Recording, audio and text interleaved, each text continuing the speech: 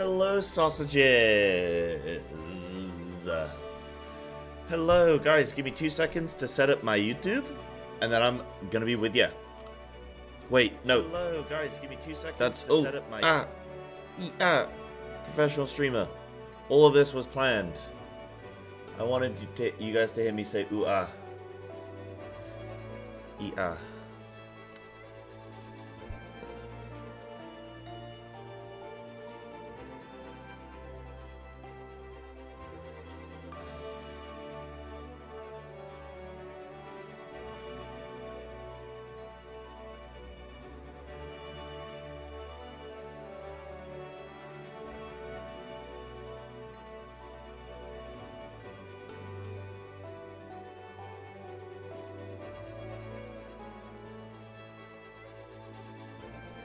Yumi's looking for a feral guy, go wild beta. Unfortunately, dude, I'm not gonna be able to do that. As much as that does sound lovely, and I would love to, it's a Final Fantasy day, so I simply cannot. But that boy, would that be nice? Next time, huh? Next time. Tell him that all the ferals are, okay, I'm not all the ferals are dooming, but a lot of ferals are dooming, and, but I don't know. We're doing alright. Doing alright. Right, chat, I'm ready. I'm ready to be on screen. I'm ready to be on display. I hope we are all doing well. Sorry about today's start, guys. Dude, life is crazy. Life is crazy right now. I was up late. Figuring out all kinds of business. I was figuring out getting my... I'm flying back to England beginning of September. Literally, like in a month. In like 30 days, I'm flying back to England. And I don't have a home to go back to. So, trying to coordinate that. Trying to figure out how I'm getting a place. And then also... my brother's just told me that he's going to fly out to see me on the 10th of August. So now that means that's a whole change of plans there. I was going to do more streaming, but now I'm going to go around Japan. It's actually gonna be amazing. So yeah, actually going to be really sick. But it means I'm going to be taking some more time off stream. But it means last night I was like coordinating that with him. He was giving me a call. We're trying to figure out the plan. So I was up a little bit later. I was up till like 2 a.m. trying to figure out all this stuff. So yeah, just, you know, things have been going on. Also, there was the Formula 1. So I was watching the Formula 1 last night. And yeah, just getting everything in was just a lot to fit in. But yeah, stuff's happening. And hello everyone, I see you all. Welcome, welcome.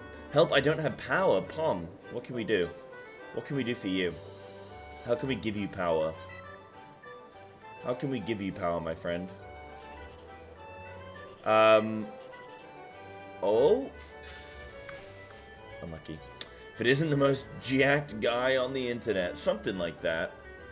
Something like that. You would, you know, I could understand why you might think that way. Why am I flying back so early? Just change your plan. I moved over here because of certain reasons, and then those reasons have sort of changed and shifted. And I've kind of figured out what I want from life. I came over to Japan. Yo, go check out the video. Actually, I did a video about it, like a update.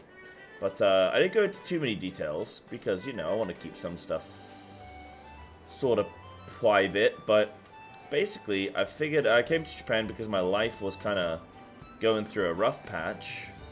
Pretty rough patch, actually. And I didn't really talk about it a lot. But, yeah, I was struggling.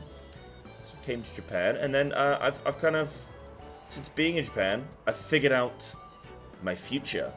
I am, for the first time in my life, very confident in what I want going forward.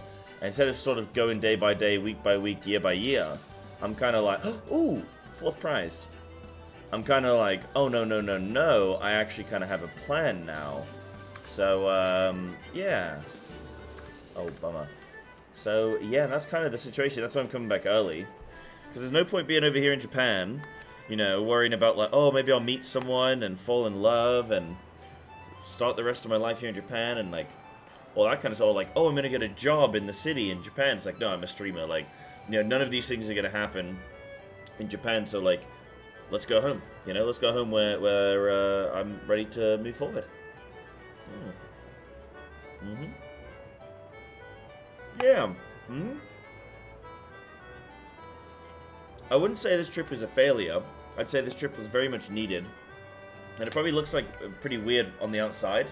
Going like, dude, you went to Japan for like 5 months. Like, what? You're supposed to go for a year. Now you're going home. Like, dude, what's wrong with you? But no, this has all been positive. It's kind of like a, dude. Imagine you were like training to be a doctor, and you're like, oh, dude, okay, this training is gonna take me like 6 years. But you just somehow, maybe being a doctor is a bad idea because you can't really fast track it. But like, you're a genius. Okay, now I'm calling myself a genius doctor. Okay, this is a bad analogy, but just stay with me. You just like fast track through the process, and you do 6 years worth of training in 1 year, and then everyone will turn around and be like, yeah, dude, you failed. You've only done 1 year of study. And you're like, no. I've done like 6 years of study in 1 year. That's kind of like what it's like for me. It's like, I was supposed to be here for 1 year, but I've done everything I needed to do so much quicker. So mentally, I've like achieved a better place way quicker than I sort of expected, and figured stuff out way quicker than expected. So it's great.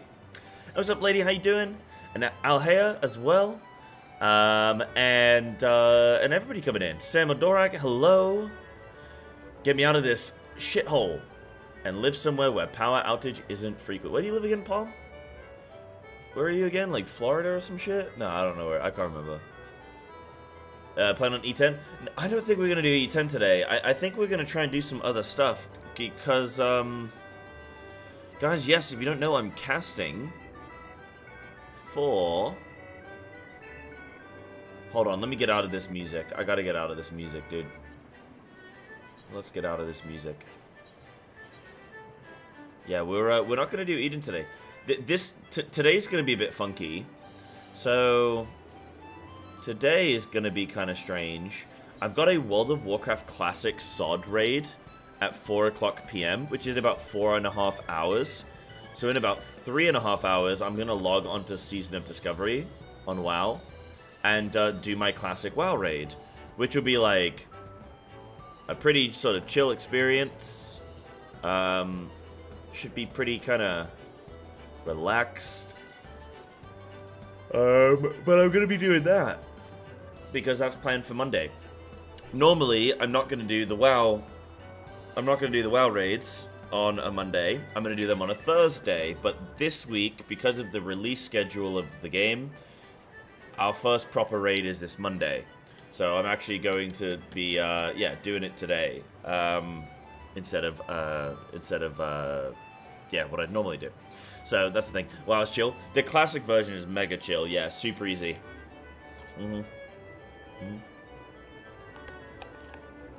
Oh, you live in Puerto Rico? Oh, no way. Or Puerto Rico, as I should say. No way, Pom. I didn't know that. No way. Are you actually trying to move out of there? Trying to go somewhere else? Hey, Sai, watched your update video and I'm both happy and upset. Fuck the guys who are meanies. Oh, no, Ray, no, that's all good. It was... I just wanted to talk about where I was at with my sort of, my mental sort of health. But nobody was mean. Nobody was mean. It's hard sometimes when you bring attention to something. And you're like, look, I don't want to make a big deal out of this, but it's enough of a deal where, like, it's having an impact here. And you're like, I don't want to cause a scene.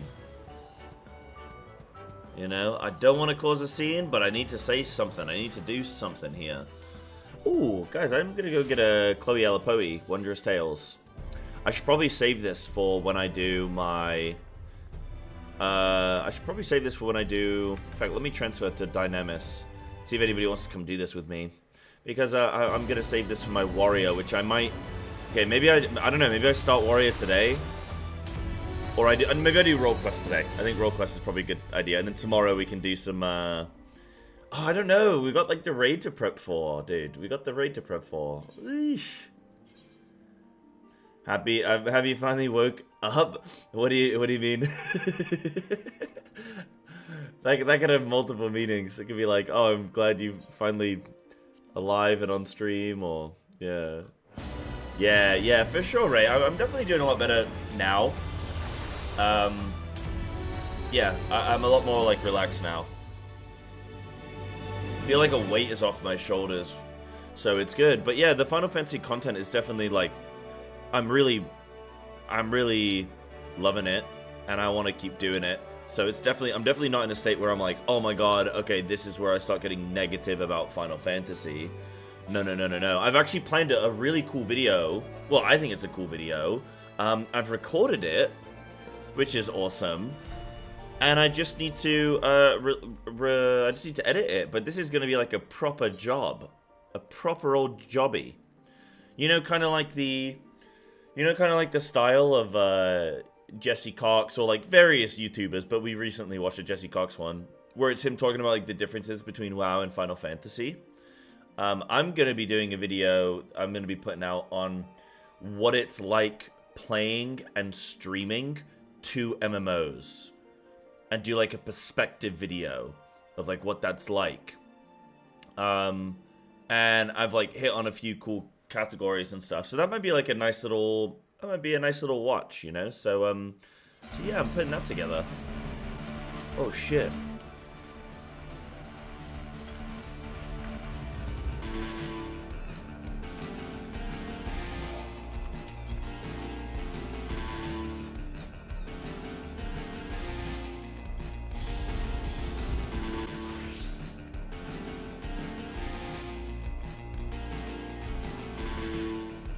Early afternoon JP time. I'll tell you my times right now.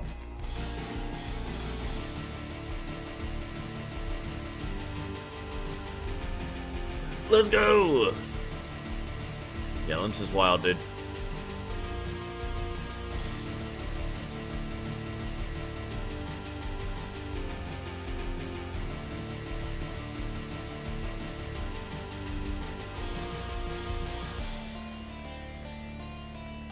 What song is this?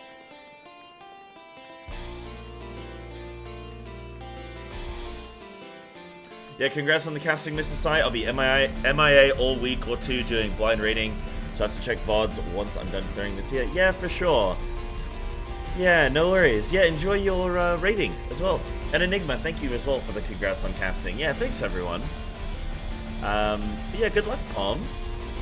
Are you doing like full day rating, or what's the plan?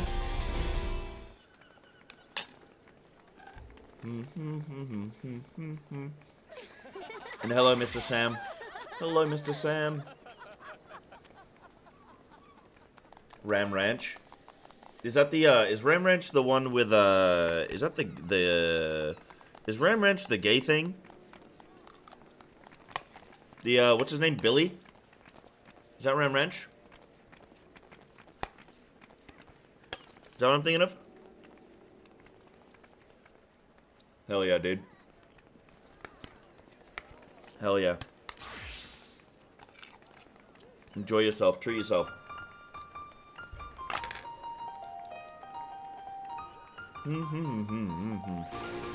Oh, it's Car Night Joe, dude. Right, let me get you my casting times.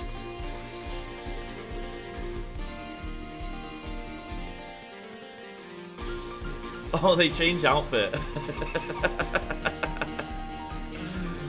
Oh, they changed it. They put some clothes on, dude. What the hell?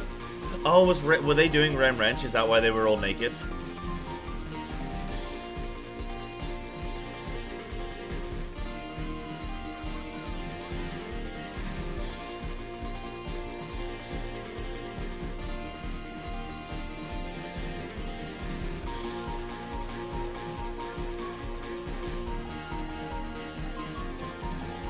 Right, so guys, I am casting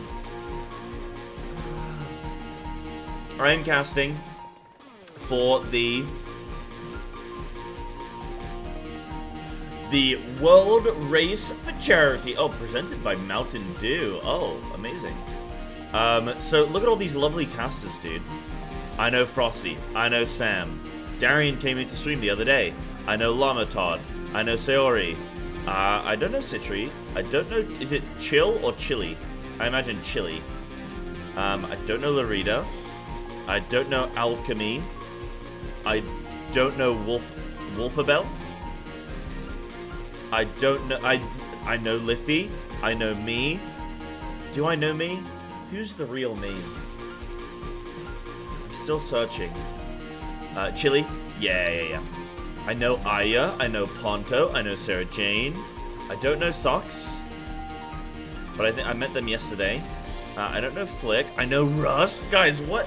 Russ is casting. What the hell? That was random. He just popped up in the Discord, and I was like, "You're casting?" Because obviously we're both so far in the store, like so far behind, right?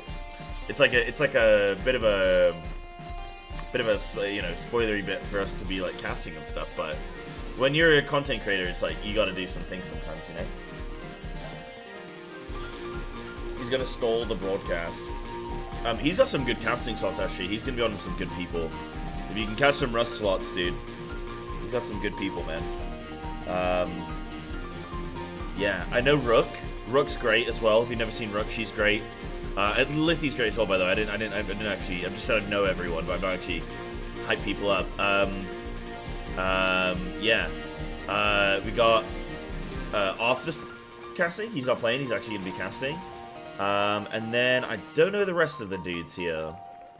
I don't know the rest of everybody here, but yeah. He's not in the patch quests yet, right? Who? Me? Russ? Russ is in Stormblood. I don't know if he's in base or not. What happened to Between Two Sprouts? I moved to Japan, so it's been really awkward for us to do the podcast. But when I move home, I think we're gonna try and pick it back up again because I would very much like to. Yeah.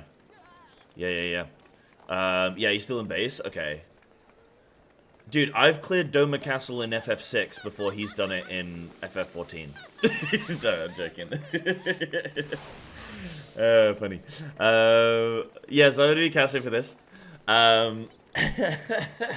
So, the casting times for me are have they changed outfit? They have changed outfit. Oh, they're doing the sea shanty, man. Wow, that's fantastic. Hell yeah. Bum bum bum bum bum. Diddle diddle doo doo doo. So my casting times are going to be. So the 31st. So day 1. I'm actually. So the casting starts on the 30th, but they do 24-hour coverage. So I'm actually doing the final 2 shifts of the first day, which is technically my day 2.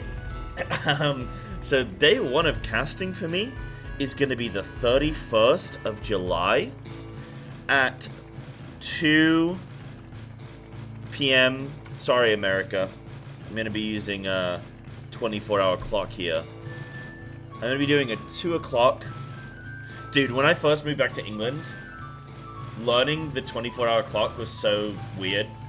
Like, figuring out a method to just be like, 14 equals 2, but why? Huh.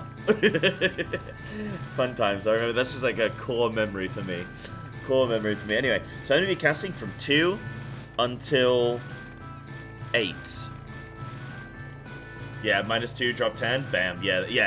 It's just -2, drop 10, yeah. Yeah, but when you're not used to it, Erilu, when you're like used to a different clock your whole life, and then suddenly there's this like, dude, wait, what is this? Why is 14? Like, what? It takes you a second. It takes you a minute to like understand what's going on. There's like a brief, especially since in England they're so funny with times where they'll do their like, oh yeah, it's 3:45 or whatever, and you're like, and then you're using a you're like, oh, okay, well, like, 1:45. Well, no, sorry, they won't even say the time. They'll just say, oh, you ask them the time, they'll say, oh, it's 1:45. And you're like, okay, to what hour? Why would you give me the minutes and not the hour of the day? I'm more concerned with the hour than the minutes.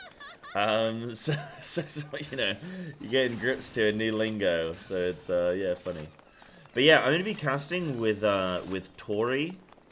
I'm sure they won't mind me saying this. I'm going to be casting with Tori, Alchemy, Carix, Sox Furrow, and Zytrix across those different shifts. So yeah, I'm going to be casting the 31st, 2 till 8. So quite a long session for me, actually. I'm only supposed to be doing 4 hours, but I'm doing a favor for my boy Liffy, stepping in. Then, because I'm casting the end of the first day and the beginning of the second day, my next shift is going to be the end of the first day. Sorry, the end of the second day, which is technically, for me, the third day. So my next cast will be on the 1st of August, which will be 12 o'clock until...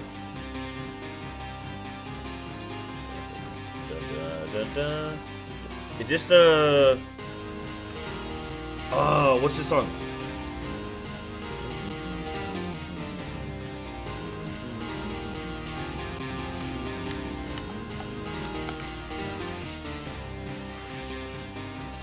Wait, Wellerman? Isn't it like a... what is it? It's like the... What are the lyrics?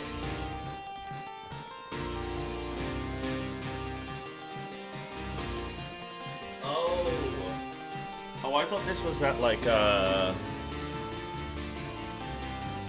thought this was a different song.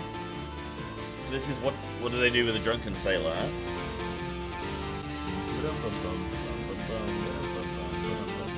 And then my final casting shift, guys, is the 2nd of August at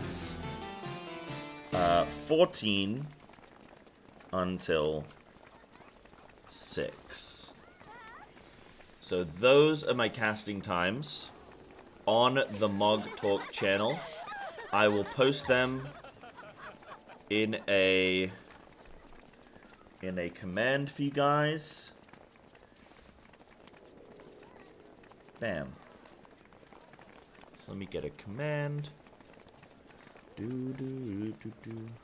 thought it was like the ABBA song. I think it's an ABBA song. Cast times.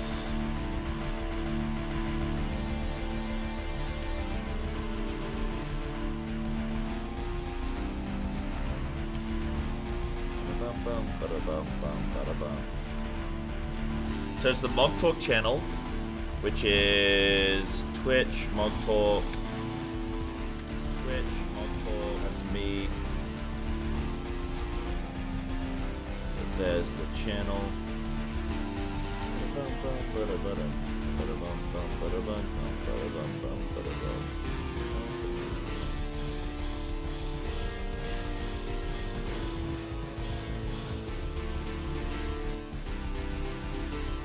Bum bum bum ba-dum, bum bum bum bum.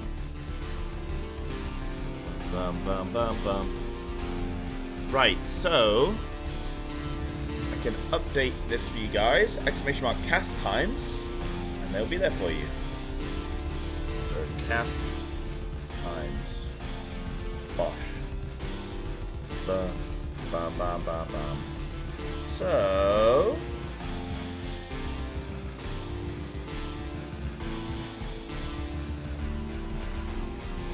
amazing.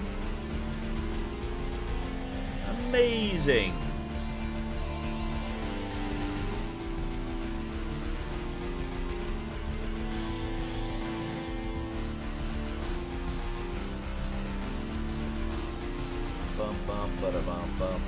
What up, Buff Kenobi? How you doing?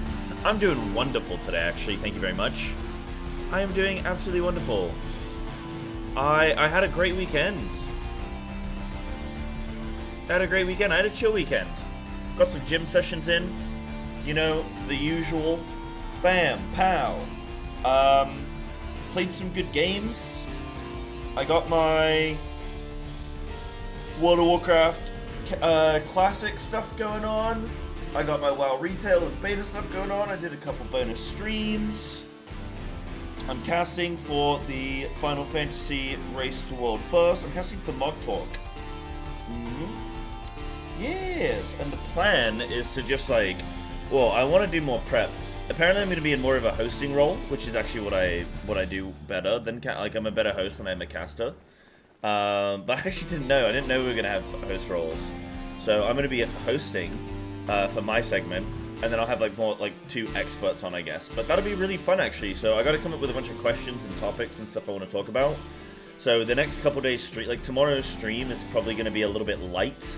It's probably going to be pretty chill, and it's going to be me like I'll probably do a few hours and then raid and then prep and then get ready for the raid release. Because the raid release is tomorrow at 6 p.m. right? So yeah, I'm really really stoked for it. Really excited, and I hope you guys are going to tune in and say hello. Tuesday 6 a.m. Yeah, but what time zone? Because for me, my time zone is Japan, right? So I think it's 6 p.m. Japan is when it releases. It is when the broadcast starts or something. Yeah. Played a good amount of this game, but there's still a lot you don't know. Oh, there's tons I don't know, but it's gonna be good to be able to throw to the like my role is oh, one sec, Articus, I'll get that for you. My role is better as a host. I am for sure a better host. Right, here are the cast times. Sorry, I'll give it to you guys on YouTube. There you go. There you go. But yeah, my role, I'm definitely a better host in general. That's like what I prefer doing. If there's ever a broadcast and they're like, you can host or you can cast, I'm like, give me hosting. It doesn't mean I need to spend a lot of time learning all the sponsors and all the shoutouts for that. But yeah. That's in Japan time, yes. JST. I should probably edit that, actually. It's a good point. Should probably edit that. Ba-dum-bum, ba-dum-bum.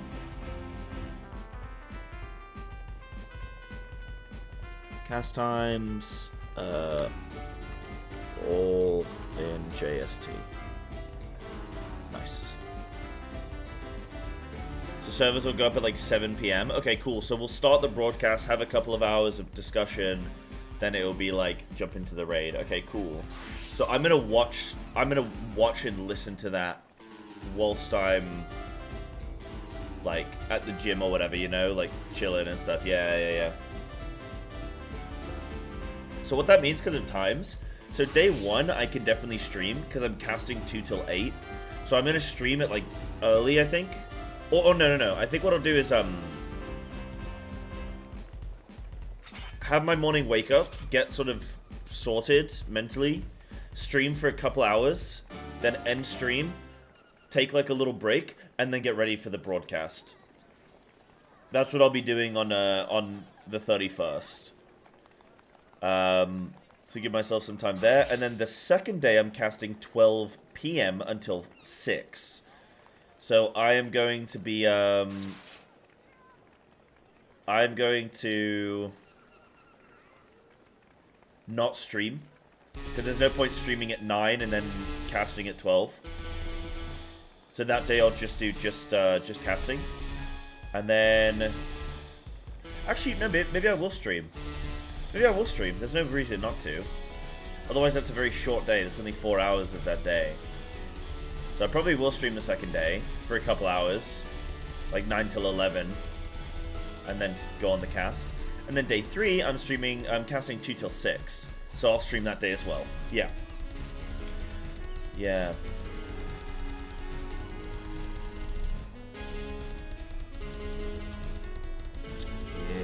It's like midnight for you? That'll be a VOD.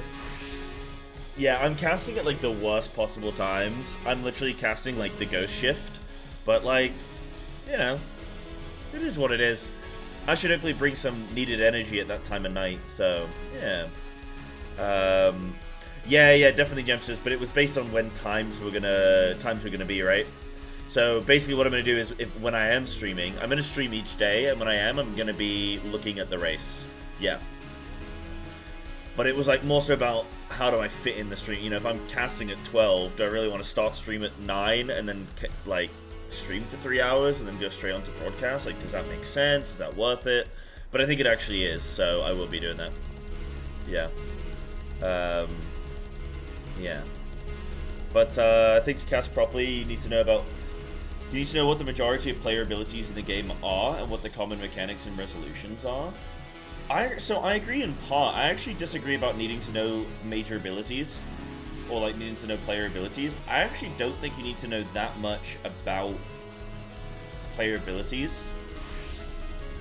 I think what you need to more so know about is, like, normally on a broadcast like this, you're trying to, like, you're trying to build up the players and the teams and talk about what they're trying to accomplish, right? And some of that can be, like, with the abilities, like, absolutely. But I don't think you actually need to know that much. You can actually coast through and make it look like you know a lot more than you do. Just by knowing key areas or knowing key things to avoid. Like, you can actually kind of skate around it nicely. But the other stuff, yeah, I think knowing common mechanics and resolutions, absolutely. Yeah, I think you'll find sometimes with casters, you get some people who know like a lot of knowledge, but they don't know how to express that to people. And they don't know how to express it in a way that every listener can understand. And they go into these like hyper-specific bits of detail. And you sit there as a caster and you kind of go like, that's really cool that you know that. But like 80% of our audience right now just has no clue what you're talking about. Or like they don't know how to say it and make it entertaining. So you end up in a situation where like people have really good knowledge, but they're just really dry to listen to because they're just monotone or like whatever. So casting, I think, is about like knowing how to talk more than anything. It's knowing how to put emphasis on things and how to excite certain things and how to like cliffhang people. And all that kind of stuff, like build stuff up. It's all of that. It's all of that to like get people sort of interested and keep things in a way that everyone can understand. Yeah, about the roles themselves. Oh, absolutely about the roles themselves. Like, you know, knowing, like, it's like you say, right? It'd be like knowing like where certain areas of the fight are gonna need heavy mitt, or like where healers are struggling. Like knowing, oh, this section of the fight right here, this is a really nasty like mechanic overlap with a heal check. And this is a wall for the players. But that's the kind of thing where me as a host, I can say, oh, you know, I'm noticing here this group has wiped 3 times in a row at this exact sort of moment in the fight. Can you talk to, it seems like everyone's just rotting down. Can you talk to us about, you know, what's going on here? Why is this happening? And what are they trying to do to fix it? What's the issue here for them? And then that's where the expert caster can go, oh yeah, well they're playing with this healing setup and that makes them stronger in this area of the fight, but in this section here they're gonna be more stressed or whatever it may be. Now with Final Fantasy, obviously that's not my specific area, so I've just said some bullshit, but like they'll know the specifics of like, oh yeah, this is the crux of the fight and yeah, all that kind of stuff. So yeah, there's a lot to like.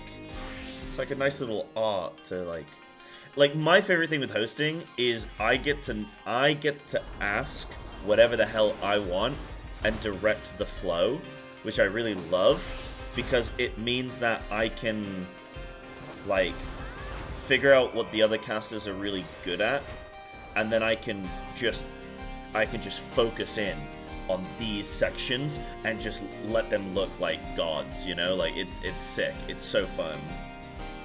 It's really good, man. Yeah. It's always something worth discussing, is hard mechanics during buffs. During buffs? What do you mean by that? Oh, when raid buff windows are going off. Ah, yeah. Mm-hmm. Yeah, that's something I need to recognize more. Yeah, absolutely. Yeah. Yeah, that's why you got color and shout, two different. Yeah, absolutely. Are you saying that you attended Preach's casting school? I've actually never cast with Preach. No, I've never cast with Preach. I would love to one day. I think we'd have a blast. I know if I ever went on the Echo broadcast, I get on so well with all the people on it, like, it'd be sick, man. It'd be sick. Yeah, knowing about stuff like Feint and Reprisal, Party Mates is important. But you don't necessarily need to know every single job in and out. Yeah.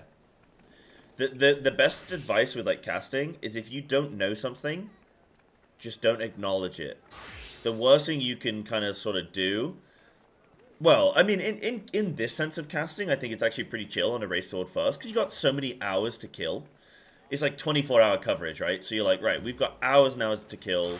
These guys are going to be wiping in the same phase for, like, hours. So... that's where you can actually say to the casters, you know, guys, I actually don't know too much about this. What do you guys know about this? And then they can actually talk about it. And it's highly likely that somebody else in the stream watching is also going to be like, yeah, I was wondering that myself. You know, I was also thinking that. Like, you know when you ask a question in school, you ask a question and then other kids, like, you think it's like a really stupid question, and then other kids are like, oh yeah, I was going to ask that too. And it's like... oh yeah, okay. Actually, maybe that wasn't a stupid question. Maybe a few of us were confused. That's kind of what you can do. Yeah, I think in this kind of environment, it's actually okay to, like, hold your hand up and be like, yo, I actually don't know too much about this. What do you guys know about it?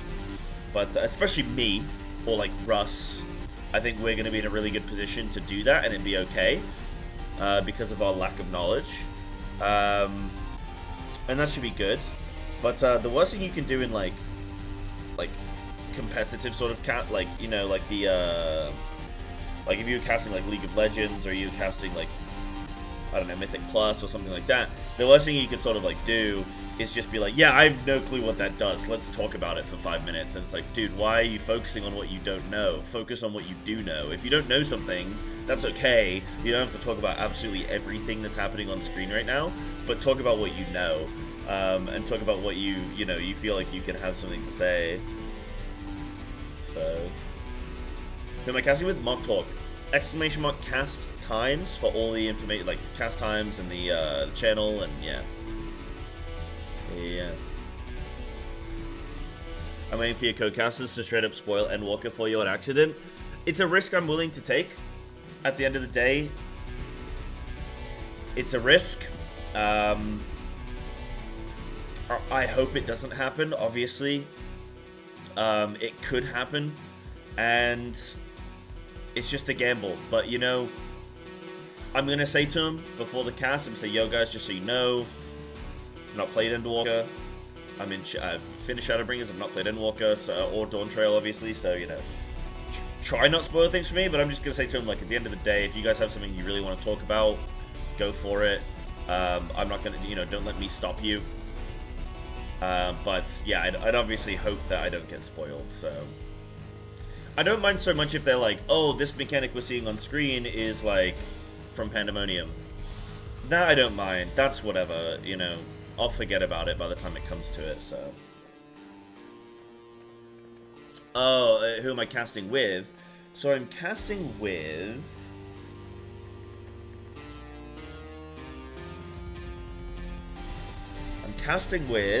Day 1, I'm casting with Tori. Oh, wait, hold on. Let me bring up the list so you guys can see.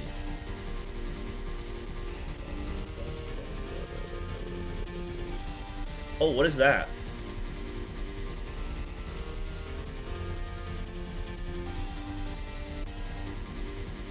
What the fuck is wrong with now? What's wrong with this dude? Fucking Euros, man.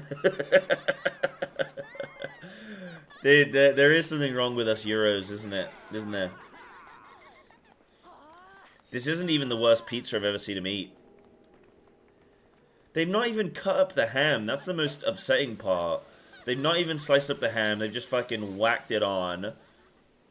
Yeah, they've not used thick cut. They've used, like, ham on a pizza is good, but you gotta use, like, a thick cut. You don't just get, like, pink wafer ham. Has he got, like, pistachio on it? And then he's got cum.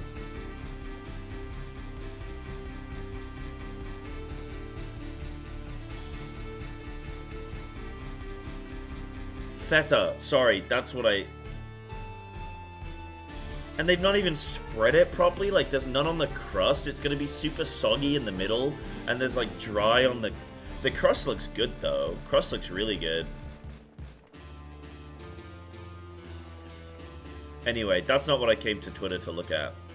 I came to Twitter to look at... No, I didn't come to Twitter to look at that. I came to Twitter to look at this. Okay, so I am casting with... Day 1, I'm casting with... Dude, it's so sick that this concert's going on in the background. I love that. Day 1, I'm casting with Tori. Tori Talks. I'm casting with Alchemy. Alchemy over here. Wait, you guys can't see because my face is blocking. Hold on. So I'm casting with Tori and Alchemy. Then in the second slot, I'm casting with Carix. I'm assuming it's Carix, not like Sarix or something. I don't know. I know some of the dudes are going to be VTubing. So maybe they're VTubing? I don't know. And I'm casting with them, and I'm casting with Socks Foro as well. So that is my day 1. Oh, and then I'm casting with Zytrix and Socks on the final one. Zytrix there. Then day 2, I'm casting with Tori again, twice. Casting with Alchemy again. And then I'm casting with Darian Hart. And then day 3, I'm casting with Alchemy, Socks, and Carix again. But the final shift, my final shift is just me and Carix.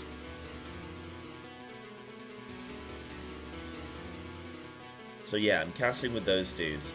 Shame I'm not going to be able to cast with like Sayori or Todd or like Ponto, Sarah Jane, like people like I know, or like Russ. Or so. Me and Russ casting would be sick.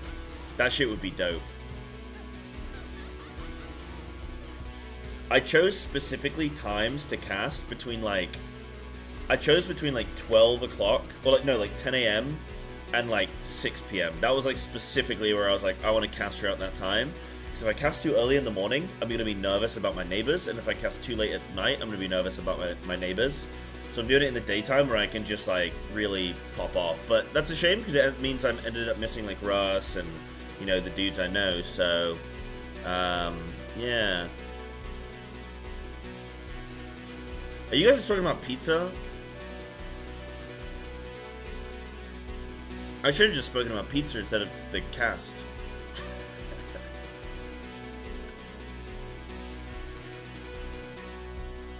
Wait, is this Thunder? Thunder. Oh, wow, wow, wow, Thunder.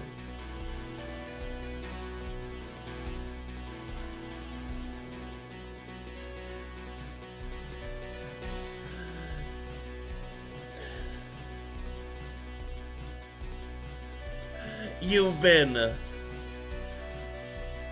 I can't do it, dude. I'm not doing it. Dude, I love this song. Dude, I gotta add it to my playlist right now. It's not on my playlist. Hold on. Thunder. Whoa, whoa, whoa. Yeah, dude, my brother's coming over now. Guys, one of my brothers is coming over to... Dude, I love this song.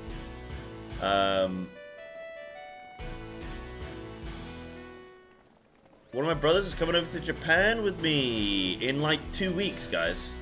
Less than 2 weeks. So I'm actually going to be taking 3 weeks off stream, just so you know. Guys, get the subbies in now, the donos in now, because your boy is gonna go broke. Taking 3 weeks off stream. I'm gonna travel Japan. It's gonna be sick, man. He just told me, he's like, yo, I'm coming over to Japan. And I was like, okay, well, I guess I have to stop work then.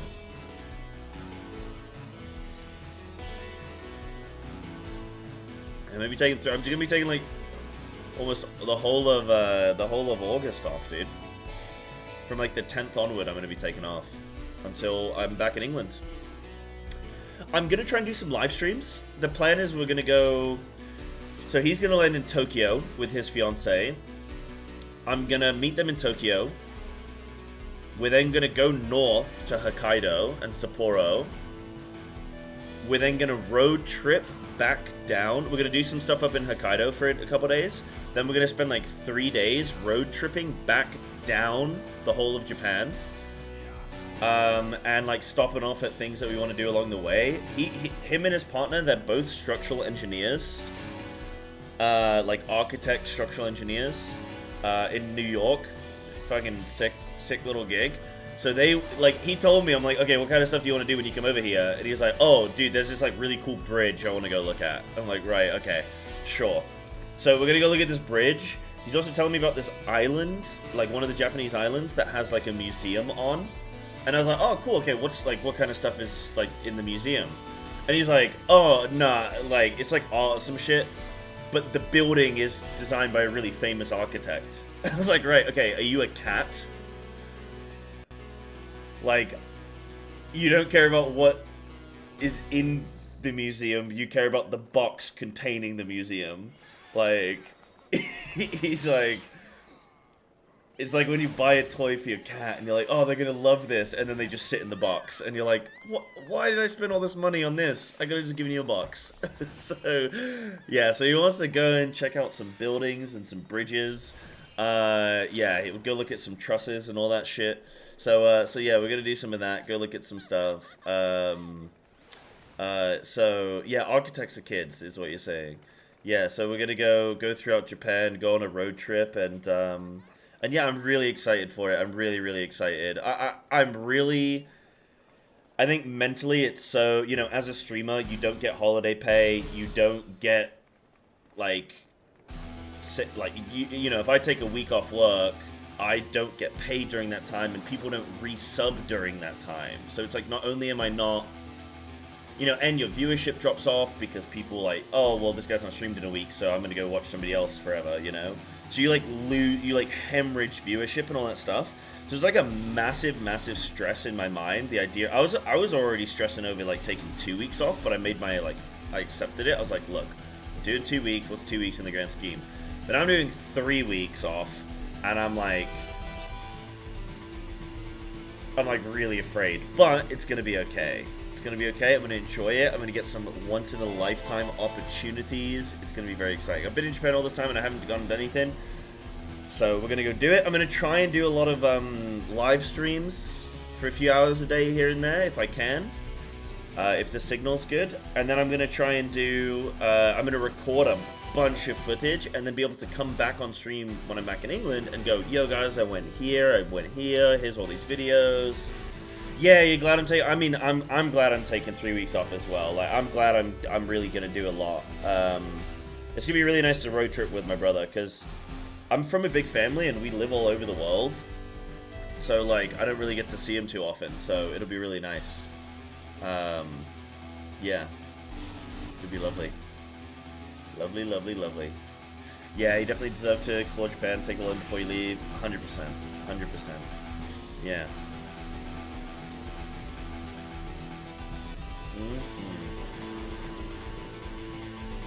Yeah, I was a bit peeved. It sounded like you were leaving Japan without leaving the house properly. Nah, I 100% like I wasn't going to leave Japan until I did a lot of exploration. But because I know that I was taking this 2 weeks off when DQ comes over, I was like, oh, well, those 2 weeks ago, I'm going to go do everything. So then I can leave Japan. And now I've got 3 weeks. So now this is going to be awesome. Yeah. I'm really excited. Yeah. So yeah, I'm gonna try and do some streams here and there. I'm gonna try and do like some live streams and stuff, and record a bunch of footage. So yeah, that's the plan. I'm gonna struggle with no gym though. Jesus Christ, I'm gonna have no gym for 3 weeks. I'm gonna lose my mind.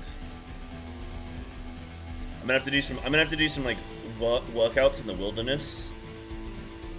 I'm gonna like pick up tree, you know, like fallen trees and shit. Lift them over my head. Do some workouts. We'll figure something out.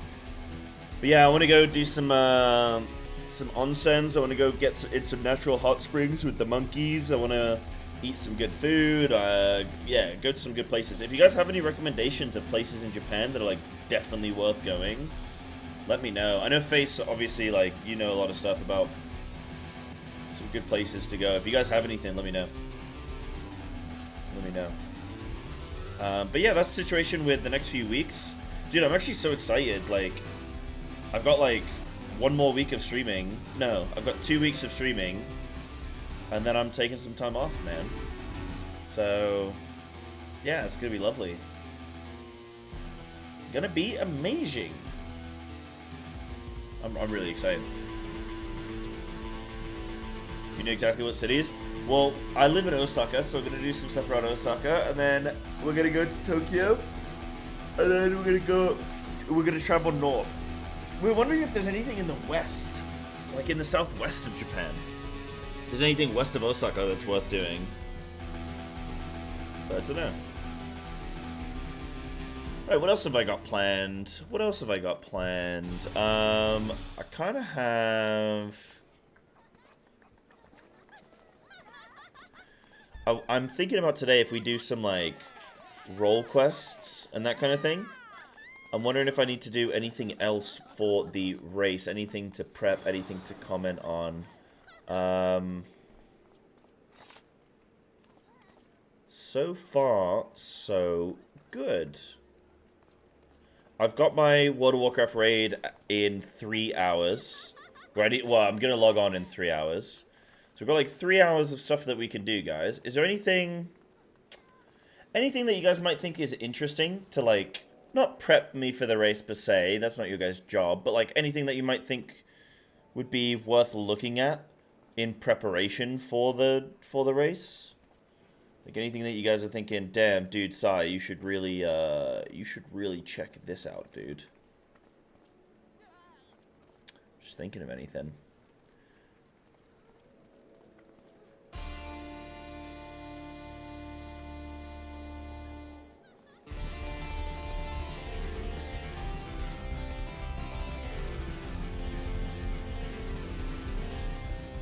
Oh, you guys know if you make an alt character in Final Fantasy, you don't get the glamour, do you, from your main? You have to refarm everything, right? Say other DT boss fights, that would probably not be all that helpful. It would be spoilery. Wait, have you guys done alt? No, you guys have only done 4 bosses. Oh, you mean like extremes and stuff, right? No connection? Oh, damn, that sucks. Oh, that sucks nuts, dude.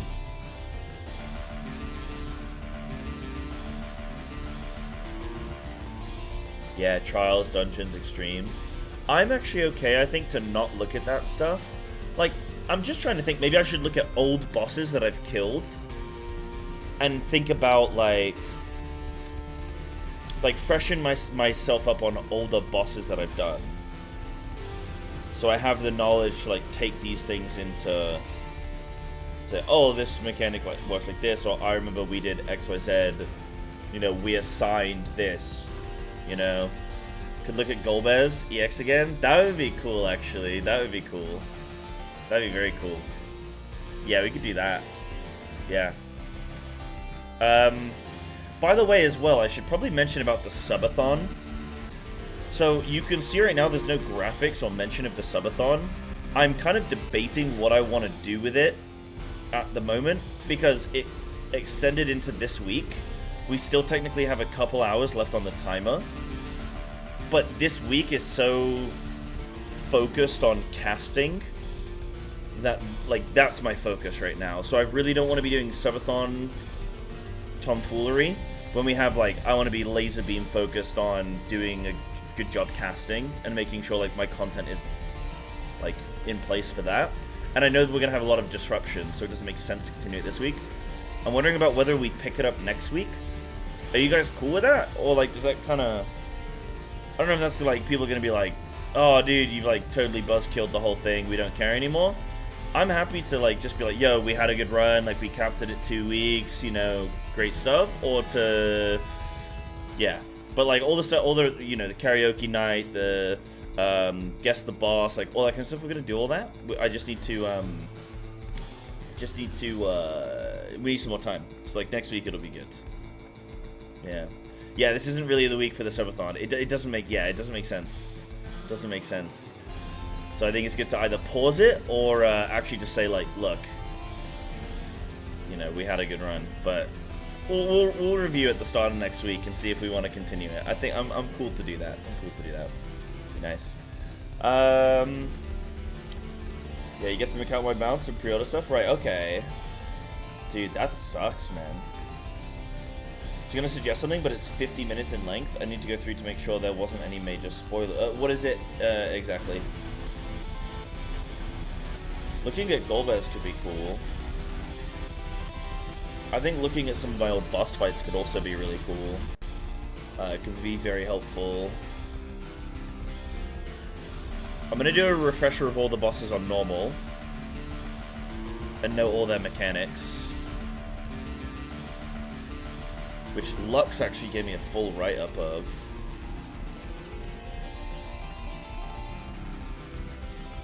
Lux gave me a full write-up of every mechanic from the new bosses. So I've got it all there. That's actually going to be very handy for my casting. I've got that there. Dude, they should really make a mythic trap for FF14. Somebody should make that website.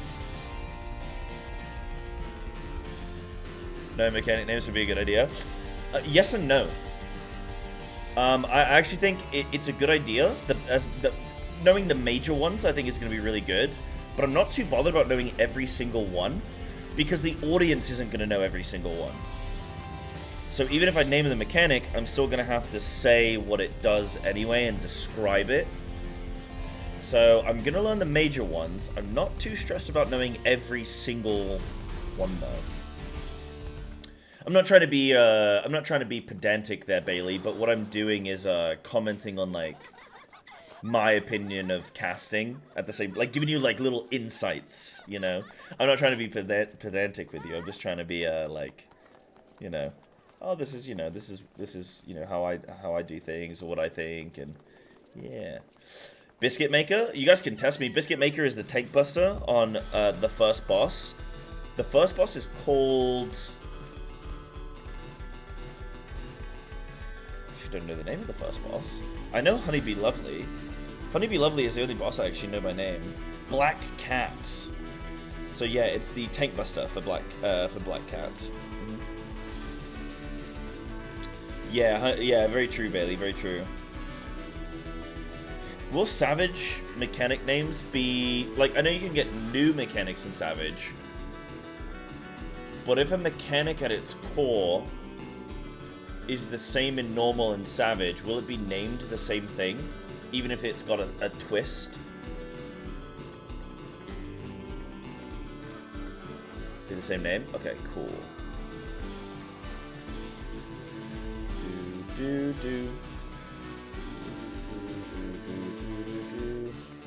So we got Black Cat, we got Honeybee Lovely. Dude, I love this song. Dude, what is this song called again? This is getting added to my playlist. Isn't this the one in like Tony Hawk Pro Skater? Na na na. Na na na. Na na na na na. What's this song called? Yo, what's this song name? Banger.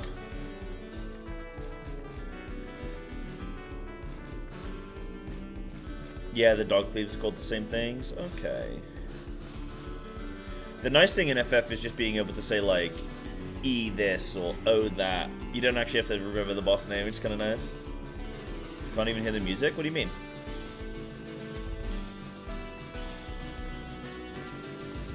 It's not too quiet, is it? Nah, it's not quiet.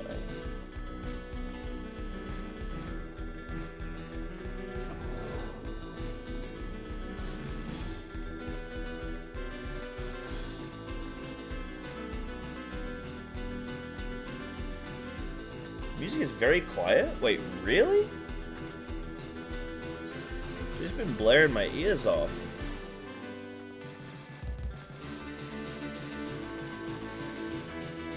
Dude, wait, what? That's just, okay, it must be good now, but that seems like it's way too loud. That's so strange.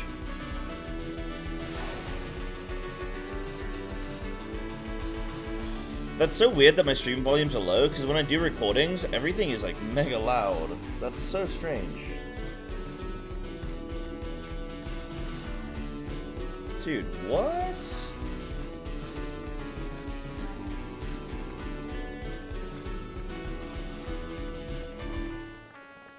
I'm like literally maxed out. Like, look, can I show you this? When I'm streaming, I'm like maxing out like the volumes, dude.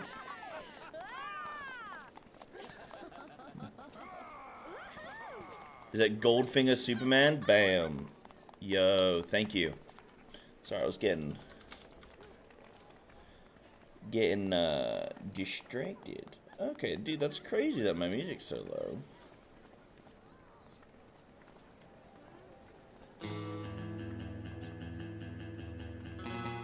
Look at normal and savage of light rampant. Yeah.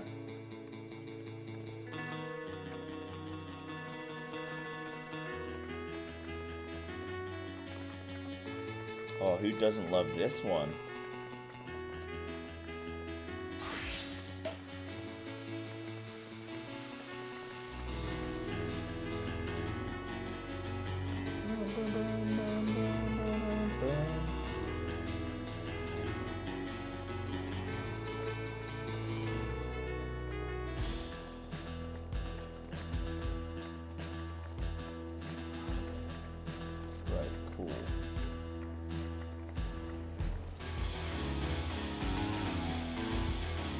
These guys are doing like a full... This kind of sick, man. Completely shifted the stream plans? Well, I've actually just had a lot of stuff to talk through. I've actually been really enjoying these streams lately, where I've just had a lot of stuff to talk about. Like, there's been things happening, and it's been so nice to just be...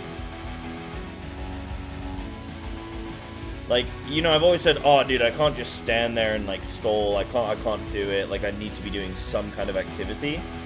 But there are times when I can do this. It's just, like, few and far between. But when it does happen, it happens. And, Nasik, thank you very much for the teal 1 for 6 months.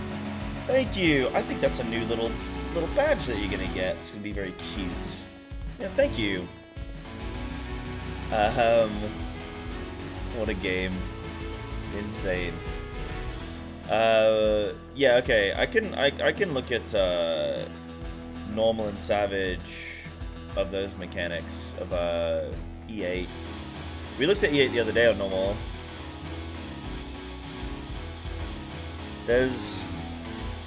I can look at Golbez. Dude, it's so crazy that you guys think I'm quiet as well, because I'm like yelling into my microphone. And I don't think that's so weird. I must look at stuff. Did you guys like the life update video, by the way? Did the classic classic thumbnail, just me in my room, no fancy stuff. Classic, dude.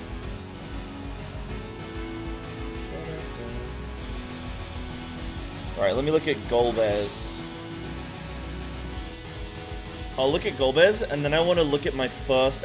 Do I want to watch my first ever react to Golbez? Because I hate listening to my own voice. I really struggle with listening to my own voice. It, like, makes me cringe big time. No, you're thinking, Sai, listening to your voice also makes us cringe. Oh, man. It'd be funny to see, like, Sai, you're so stupid. You don't know anything. Yeah, maybe I should.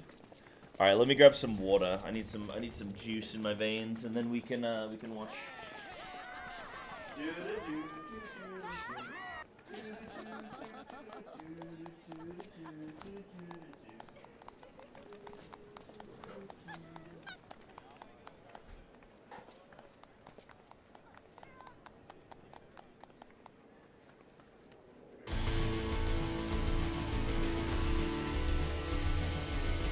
Oh, actually, I'm gonna tinkle really quick as well, actually.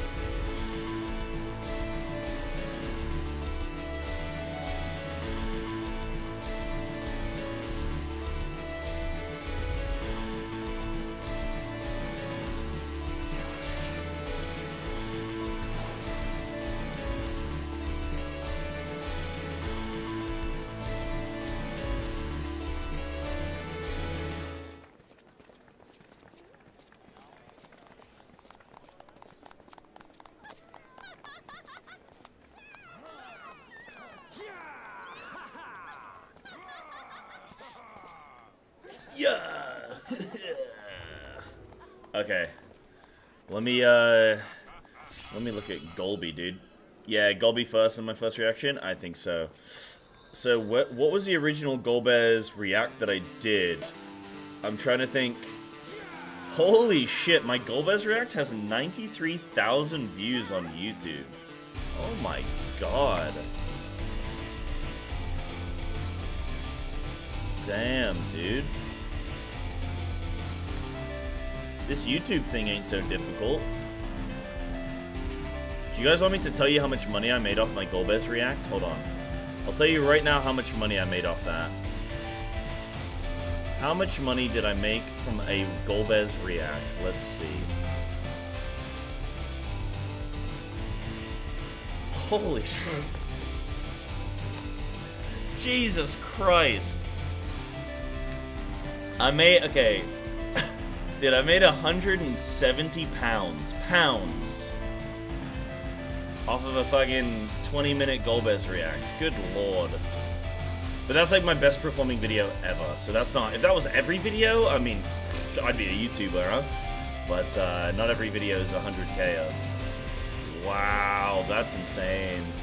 It's pretty good. Pretty good for a 20-minute talk. Now let's do now let's do me posting the I reacted to my first ever fight. Get that 100K views. Now we're up good, you know. Now we're up good. All right, Ray. Good night. I actually hate doing rack stuff. Like, I hate it on, like, in the sense that, like, I don't feel like I add anything of value. I hate, like, racked meta, but I know that it's, you know. Some of them, no, some reactions are, like, really fun. But, like, some stuff I'm just like, oh, I'm not too bothered about this. But I only ever do the ones that I, like, find fun and stuff. Yeah, 14 raid reactions, favorite kind of content. Okay. Yeah. Yeah, you have strong opinions against all of the stuff that is easy money. Wait, what do you mean? You mean, like, I should do react because I have strong opinions? Yeah, I probably should do a lot more racked than I do, but yeah. A lot of the times just I'm so lazy to post anything, that's the issue. Right, I think this is the Golbez video I watch. Actually, if I go to this video, yeah, Hungry Chad's POV, okay. Dude, what if I don't acknowledge anything new, though? That's my worry here. You seem to not enjoy the things that most streamers do for easy content. Do you have some examples? Do you have some examples? Because maybe, I don't know.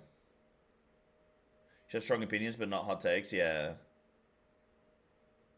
I mean, because I don't know. Some people get real bit. I mean, what's the difference between a strong opinion and a hot take? Are they normally the same thing? Hot takes being like supporting you pull you tank mentality.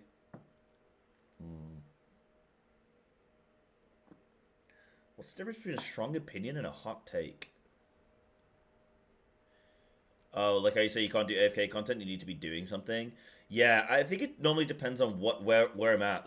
Like right now, I feel very comfortable doing like AFK content. Like I'm actually really comfortable. This is a noteworthy person, but yeah, who's known sometimes in the community. I'm not. It depends. Like I think my brain is like. Sometimes it can't sit still, but when it can, when it can, I can do the AFK stuff. When I can process one thought at a time, it's fine. But sometimes my brain is just like, it's all over the place, and I just can't do it. Like Josh Strife Hayes' method of reacting to his own content. Oh, really? I've not seen it. I've not seen any of his content, actually.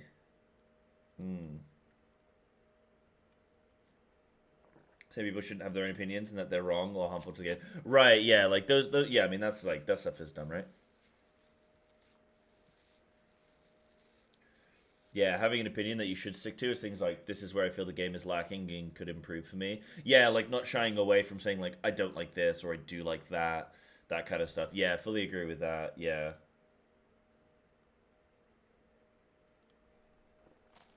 Yeah. I get, yeah, there's like dumb takes, wasn't there? Yeah. Yeah, fair enough, that makes sense. Annie, thank you so much for the tier 1 for 5 months. Boop. Boop. Thank you, Annie. It's been a pleasure having you along for this journey. Oh my god, guys, I just realized I've never actually liked that video. Whoops. I have now. Okay, so what we are going to do,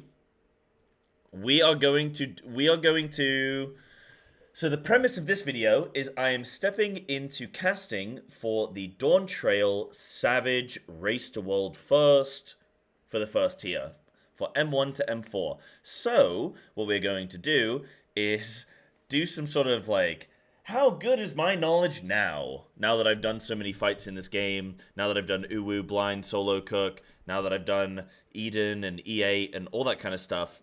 Well, I technically haven't done the final 2 bosses of Eden, but everything else I've done. up until this point. So, we're going to look at the original Ract, the first Ract I ever did, which was Golbez.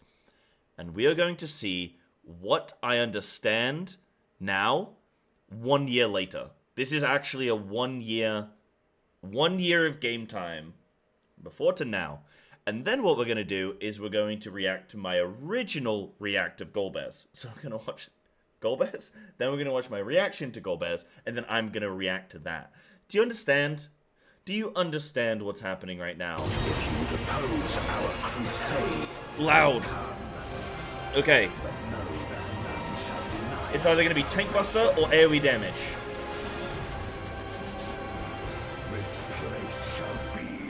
First mechanic. It's going to be AoE damage. Oh. No, okay, 2 orbs. So you're going to be on, like, this. Split the room. Yep. It's like E10. He actually didn't do lost him. And then, oh, what was that? Was that...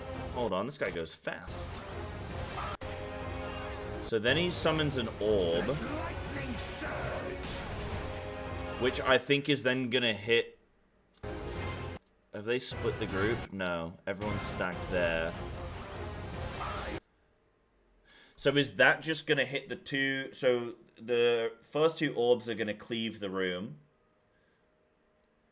And then this second cast is going to hit the areas that weren't cleaved, like the safe spots. I'm thinking. Yeah, check the cast names. Yeah, that's fine. We'll do. That's what it looks like to me, because it doesn't look like... No one baits it there, but there's definitely one that hits there. So that might be baitable by the group. Yeah, I guess you guys can give answers during. Right, then he does a half room cleave, which you can tell by his sword which way he's going to go. Where's the cast? Oh, yeah, I'm getting used to that. Okay, so this guy's cast names are up here, right? Yeah, oh, that's why I can't see it. They're, like, tiny and right up at the top. So, yeah, phases of the blade. So he's just going to do a half room cleave. And then he does the other side,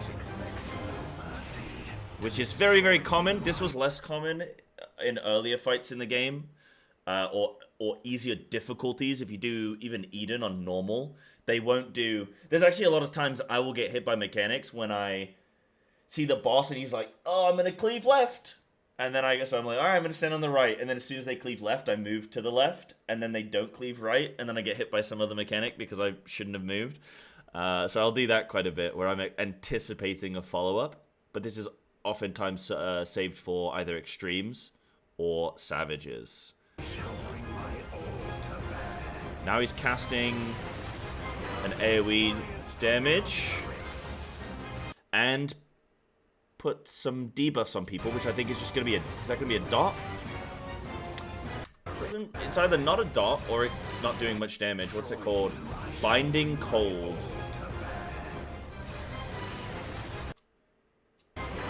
But if it's a dot, these healers are handling it. Looks like there is some ticking damage, but nobody's dropping below like 100%. Yeah, just a dot. Not a very heavy one. Right now he's doing... I can't even read these casts, dude. There's no way this dude plays like this. I can't see. What is this, a boss for ants? Gale Sphere. Okay, so we get clones. So watch the order. So it's south, north, east, west. A relative. So these orbs are going to fly from south, then north. So they want to be bottom left, then they want to go middle, then they want to go north, then they want to go south. Yep, go back south. That's I like that. That's a cute mechanic. I think someone gets hit there. Yep. Now he's casting Phases of the Blade. Cleave again. I wonder if the dragon's gonna do something at some point. What's so funny is I cannot remember this fight, like, at all. I cannot... This is... So I reacted to this a year ago. I can't remember this. No matter the foe, I will stay the course. Right, so he does his Ice Dart again. Does he save it? One thing I want to look out for is whether he's saving mechanics. Yeah, no, he's just casting Binding Cold. What was that? I've never seen that before. This. This looks like a party member ability. But I've never seen this before. Maybe it's because everyone's level 90 and I'm not yet level 90. Some kind of like paladin ability or something. Paladin shield. Okay, yeah, cool. Makes sense. Just an animation I've not yet seen. So he does Binding Cord again. Yeah, I'm wondering if he's going to do any save-up mechanics. If he's going to... Because this is something I found is very common now in Omega from Kefka. And then something that's very common now in Eden, where bosses will do sort of like... What do you call them? Like delayed mechanic actions? Or... I call them like stored abilities. Where the boss will do a cast, but nothing actually happens. And then later down the line, maybe a few seconds, maybe even like 30 seconds to a minute later, it will release that mechanic. Yeah, call it a stored mechanic. Okay, cool. Right, so now we have 2 separate tank busters. These are going to be non-group soaks. You can tell by this like sort of ribbon design of the graphic. This fight doesn't seem too bad of a heal so far. That dot was like not doing much.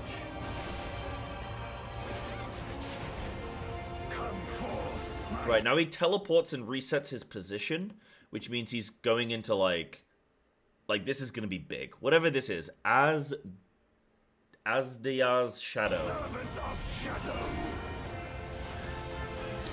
So now he's doing like either a transition or some kind of phasing.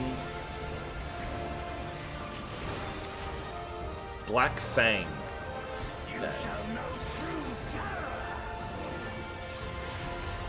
Big group soak.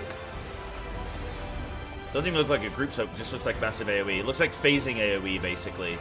Like we're starting a new phase of the fight. Yeah, just big raid wide. Yeah. Now he's doing Asdia's Shadow again. And there's 4 orbs flying around. I wonder if that's relevant. Something I bet I didn't notice the first time watching this. Is he gonna hit people in like an order of 4 or something? 1, 2. Then they're gonna take swap for 2 more. Yeah. So you're gonna do... Oh, does he not do another one? Right, so they do a tank swap because you can see the dots on the tanks. This is also very common now. Something that I've noticed is the boss will do like a... This is something very common in WoW as well, actually, where you'll get a taunt swap mid, like, buster. So you can take 1 or 2 stacks, and then you have to taunt swap, and the other tank take the other 2. So you have to get that timing right. I guess I should say provoke. I don't know what those 4 orbs are. Maybe that is a storage mechanic. Maybe that is a storage mechanic. Because he doesn't do 4 cleaves, he does 3.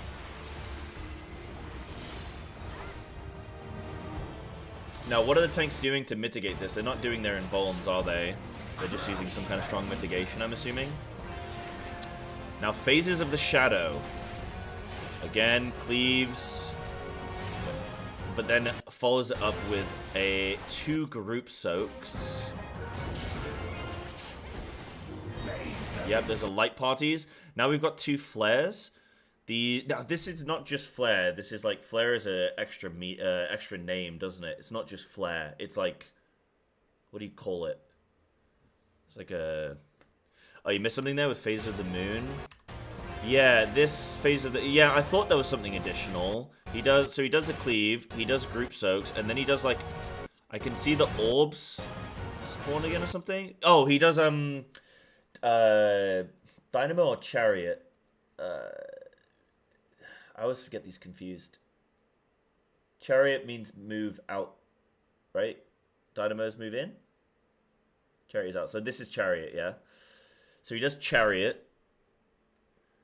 So you can see the players already are pre-positioned. Like one group goes north, one group goes south, and they're already pre-positioned outside. Now the thing is how did they know that it was gonna be? So this is the issue with looking at a fight like this now, and upon reflection, with my experience, I'm aware of this.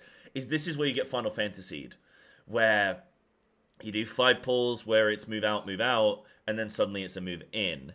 And I think it's gonna have to do with I think he stored a mechanic, didn't he? Where he did his, like, shadow thing, where he charged up. Was that a stored mechanic? Because there's going to be some kind of tell now to know. Yeah, it was a storage.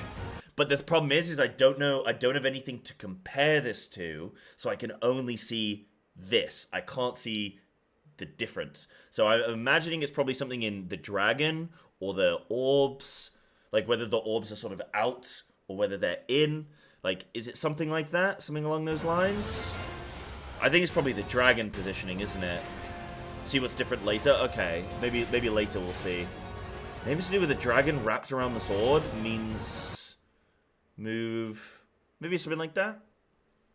Don't know. We'll see.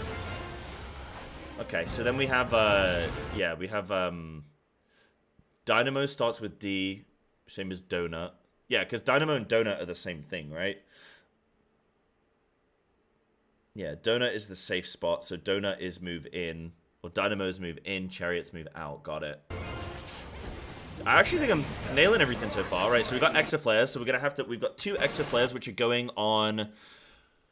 Oh, I don't play like this, so this is hard to see. 2 Exaflares which go on the. Oh, just flares. What are Exaflares then? Because there's a difference between Exaflare and flares. I looked at my terminology sheet recently. Exaflares, oh yeah, Exaflares are the, like, we're gonna move in this pattern across the map. And you have to sort of remember the pattern. Right, so these are just normal flares. That's good then. So we have 3-player tower soaks. So we need 6 people. Oh, this is easy. We need 3 people to get knocked to northeast. We need 3 players to get knocked southwest. And then we need the 2 players with the flares to get knocked into the opposite corners available. So the way that you would sort of pre-assign this is dependent on who the flares are going on. The flares are either going to be going on... Missing one thing? Yeah, give me a sec. Because I want to... let me see so far. So I think it's probably going to go on tanks, right? Tanks are going to get flares. They're going to get knocked away. Then we get tower soaks. So is that QR? Yeah, QR, that's 1 tank. And then... Oh, QB. Who's QB? QR? Oh, OR is arranged. And QR is a tank. That's weird. Hold on. Did this go out?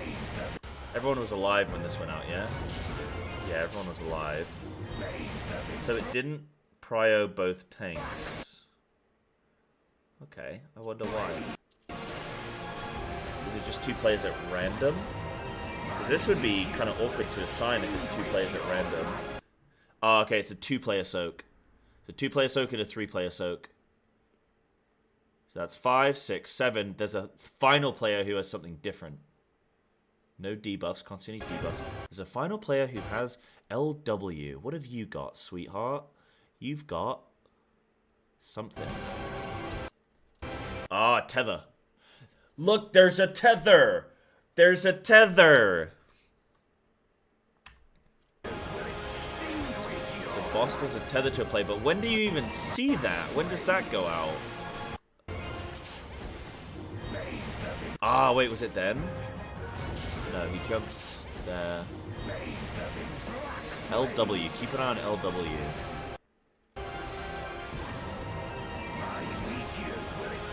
How do they know? Ah, it's always... yeah, okay. Always a healer. But it's kind of hard to see, though. Like, they don't have much time to... Because I'm just thinking about, like, how much time you have to react as a healer to which one you're going to get. Ah, but this would make sense that this is, like, a tank soak. But is there only 1 player that soaks it? No, there's 2. So it's a tank plus 1 healer. Yeah, so this is how you'd assign this. So one of the healers... So 2 players are getting flares. That's predetermined. Those players move to the corners. Now, how you would assign that is you'd probably assign supports one direction, DPS the other direction. If it's going to be one of each. Like, I assume it's always 1 tank and 1 random DPS player. The other DPS players are going to get knocked to 1 tower, and then you'll have the healer that doesn't get tethered with the tank. So something I've just noticed immediately is like visually, I don't know how much I've actually improved in terms of like looking at a mechanic and just going, oh, the boss is about to do X.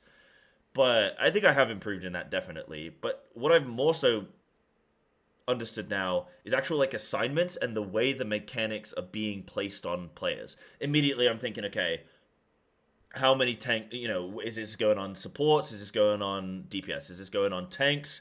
Is this going on healers? Like, how is this sort of being split? And it solves the mechanics for you.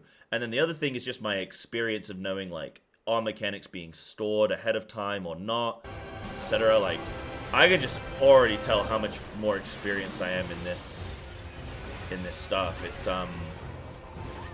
really okay, cool. I actually want to see KW there, or KX. They're jumping. I think they jump to see if they're tethered, and then they actually use an anti-knockback, it looks like. Yeah, they use an anti-knockback, so because I don't think they can tell when they're going to get tethered. They're jumping up to see if they have it, and then they both use anti-knockback, and then they have time to run over to the tower, but just barely. Yeah, so I'm identifying stuff so much better than I did when I first started playing. Holy shit.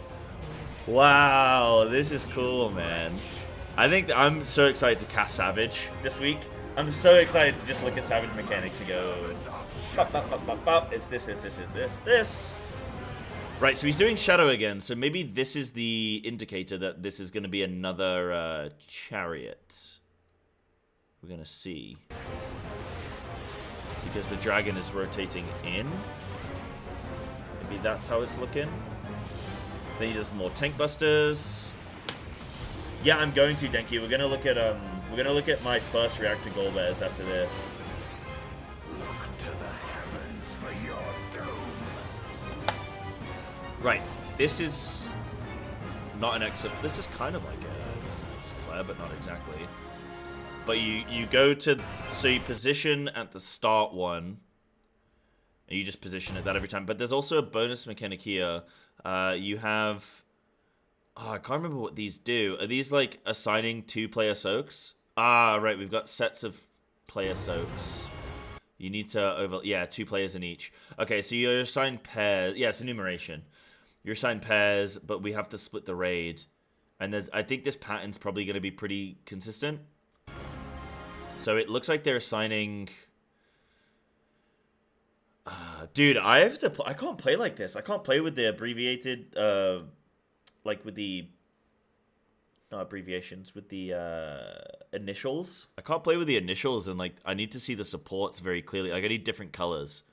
So they're playing MA, which is a DPS, with KX. Wait, there's only 3 of them.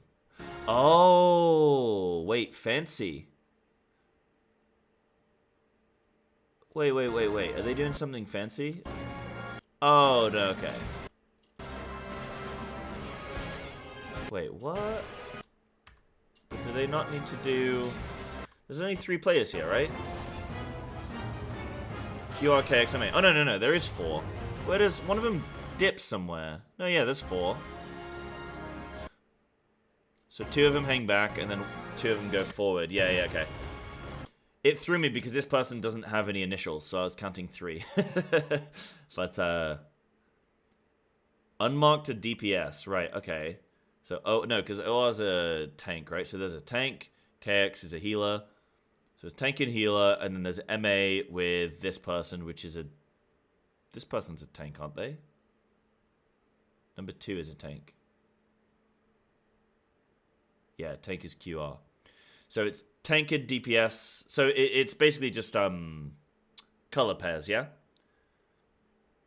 So it looks like these are being assigned on 2 tanks, or 2 supports and 2 healers, I'm assuming. 2 supports and 2 DPS, sorry, at random. But you go color pairs, because the tank and melee move back into melee. So they move to the corner to dodge, and they move back in. And they have to do the same on the opposite side, because otherwise there wouldn't be enough room for soaks, right? It would be kind of awkward. So they split the 2 groups there. Then big... Oh, light party. Oh, this is, E8?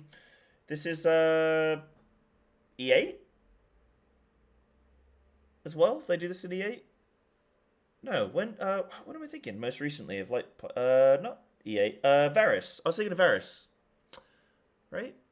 Varus where you get, 2 parties. Sea of Sacrifice. Yeah. It was all at the same time. Yeah. Varus 2 as well. Okay, Varus and Warrior of Light. Yeah. I'm trying to test myself as well, remembering this is where I've seen these mechanics.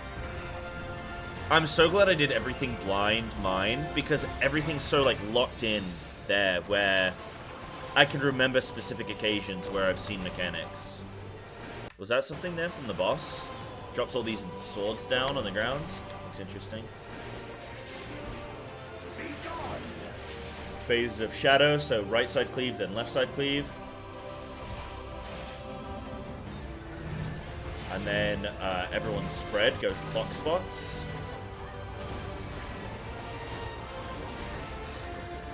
Paladin ability? Okay, cool. This place shall be your tomb. Then this is phase 1 mechanics again. Oh, this is with, This is in another extreme, which was a woman. Not a woman. Hades. A man. Yeah, was it Hades? Yeah. Technically, Hades has Igiorm, who is a woman. So, technically, it wasn't wrong. There is a woman on the fight. Okay? So we've got these, which means you just have to be on the right side, which it looks like it's one half of the map here. Then you have to do group spread. So I think one group's going to hang back, and then they're going to move in after this mechanic. Depends how these get resolved first. So you got group soaks, you got cleaves on 2 bits of the map, and then you got cleave on 1 half of the map. So there's going to be like one quadrant that's going to be safe, and then they're going to have to do some spreads. Yeah, they're just going to split the groups across. Yeah, perfect. So they're just going to stay there. Okay, so they all resolve at the same time, so there's no time to move. Yeah. Cool, and he's doing Biting Cold, big dot on everybody. Healer's going to manage that. Missed something with Phase of the Blade cast. Here, yeah?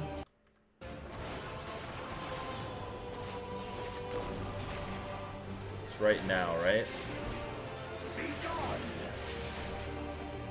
Phases of the Shadow.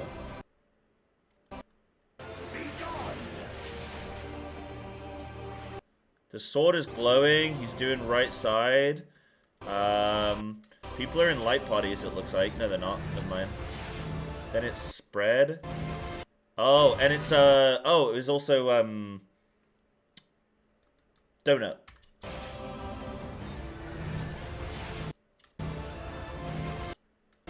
Right? Yeah, that looks like donut to me. Yeah. That visual's kind of rough. I still can't tell what the indicator is, though. I actually can't... Yeah, was it stored? I called it, didn't I? Didn't I say about the dragon doing the thing? And I was like, I think this is going to get stored? Yeah, did I? Okay, so I did actually call it. Okay, yeah. Okay, cool. That's actually... That's sick. Okay. So it was actually right there. Nice. It's hard to confirm. The hardest thing I found, and this is something I spoke to you guys about in Uwu, was it's so hard to confirm whether something is either... It's very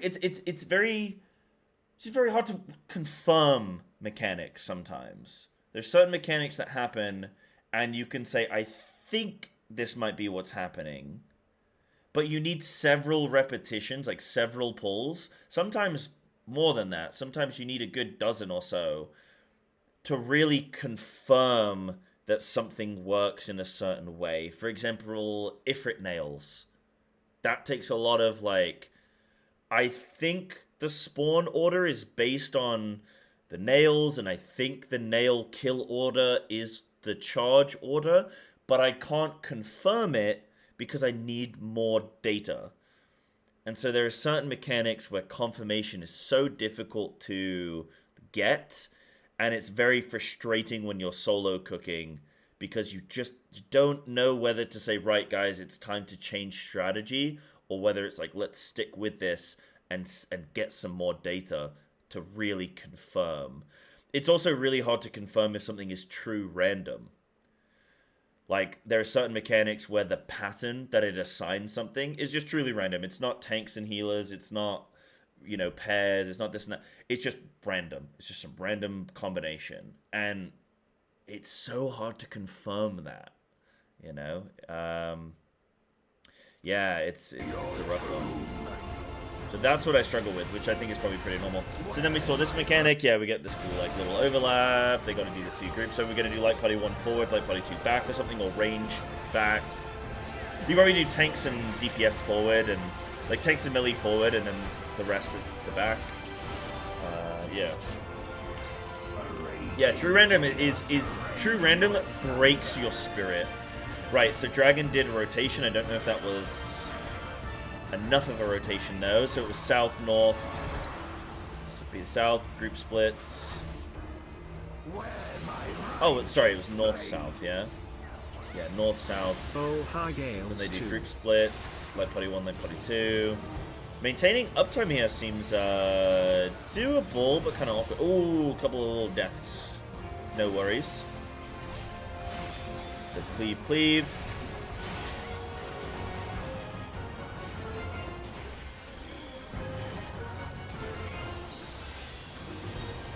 I actually like when a fight has something like this, where there's like the boss plus the dragon, because you watch both, because you know that both are going to have relevance, you know? Right, so that's Chariot again. No, that's Donut again, yeah? Oh, and you can actually see the orbs. You can actually track the orbs. The orbs are on the outside, not the inside. So you can actually track the orbs. So it's Donut again. Wherever the orbs are, you don't want to be. Is it Tank Busters again? Yeah, Tank Busters. I actually noticed that it was Tank Buster based on just times. I just want, it's been a bit long time since I did Tank Buster. I think he's going to do it again. Right, so then you've got these, like, sort of Exaflare kind of thing. You got the group, the pairs again. Then he's going to do Get In. Right? Oh, no, not quite. I don't know how to determine where he's going to do... Oh, I guess... Oh, the lightning is hitting in a place, right? You can see the lightning is, like... Oh, no. It's hitting everywhere. Yeah, I don't know how to determine... Oh, check the cast. Lingering Spark. Let lightning surge. Yeah, but I still can't tell how it's going to be those exact positions.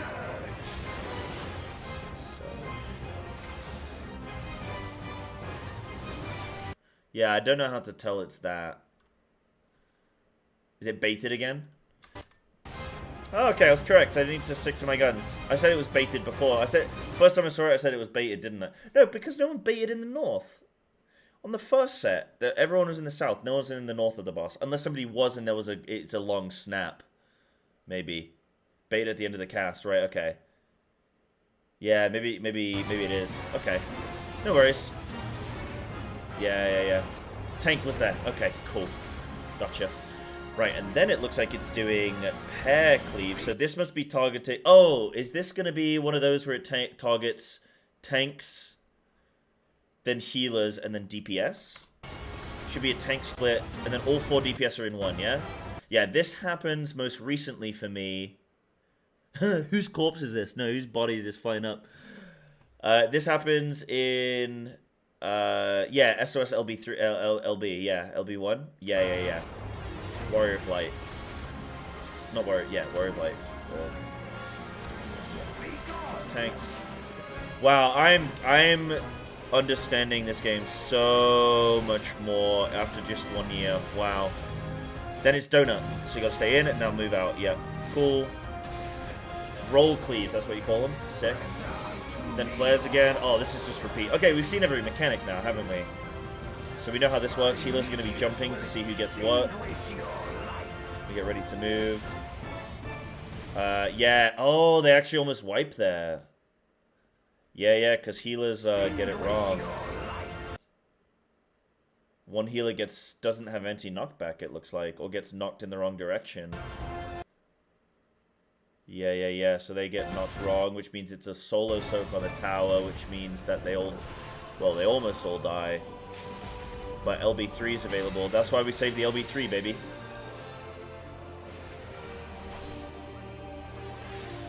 I'll be honest though, that one seems like a hard one for healers. It seems like everybody else is pretty comfortable, you know, ahead of time. The healers, I don't know how you've seen that tether. Looks horrible. But yeah, it gets knocked back to the wrong side.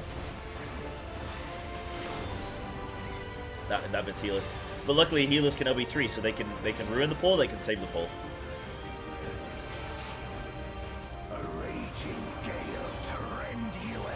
Right, so we've seen every mechanic, right? I can move on. Yeah, gonna do Gale Spheres again. Probably gonna have some kind of group soak. Yep, group soak. So we're gonna resolve the group soak during the first move. Oh, okay, yeah, nice little addition. I like this. But that's not too hard. That's pretty easy. You can definitely tell this is an extreme. It's also very recoverable. I feel like you could have quite a few deaths here and you could recover. These mechanics are quite... A lot of classic modern mechanics. Okay, those are contradictory statements, but what I mean is like, you know, oh, classic this, you know. But very modern mechanics.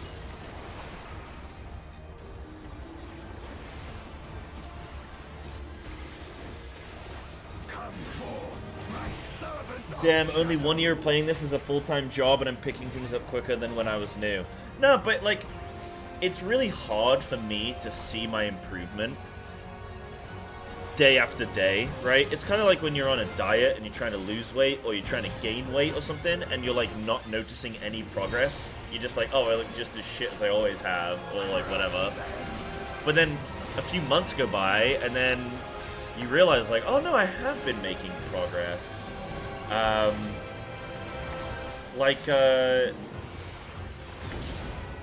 You guys aren't in my brain during... Okay, we can stop this now. They kill the boss, yeah. You guys aren't in my brain during progress when I'm blind cooking.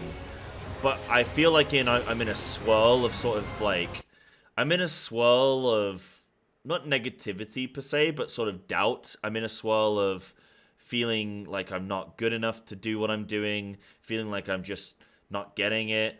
All that kind of stuff. It's just like a swirl of that. That's what's happening in my brain during like cooks. Because they can be very complex. And I feel like, I can't figure this out, and I'm letting the team down. So, I feel like I'm not improving. And I feel like when I go on to new boss, and then I don't get things instantly, it's like, well, I'm not good enough. I still haven't figured this out. So, it's only upon reflection, I go back and I go, wow, I've improved so much since then that I really, like, feel like I've improved. Now, I think what we're going to do, so we've looked at that. What we want to do now is we want to look at my foot. Dude, wait, actually I look pretty fucking jacked actually. Holy shit. Oh, this was at my old house in England. Yo, nice. Look at that. Yeah, look at that little sub goal. Wait, was I on a subathon for this as well? I might have been on a subathon here. Classic. 1 year apart and same old tricks.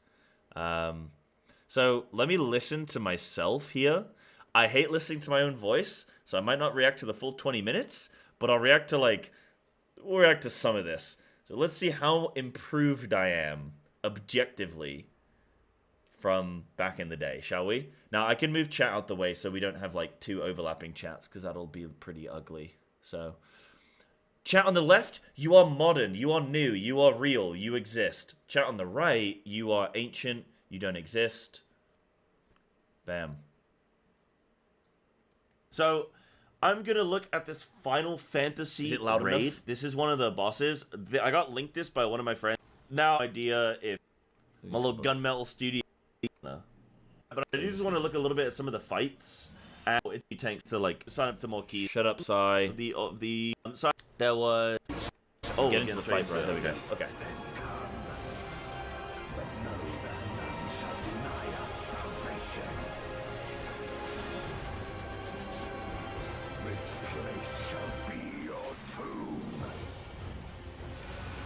My hairline That's hasn't something gotten any interesting worse. with Final Fantasy bosses. And I kind of know this, again, I've seen some friends play some raids and stuff that when they've been trying to get me into the game previously.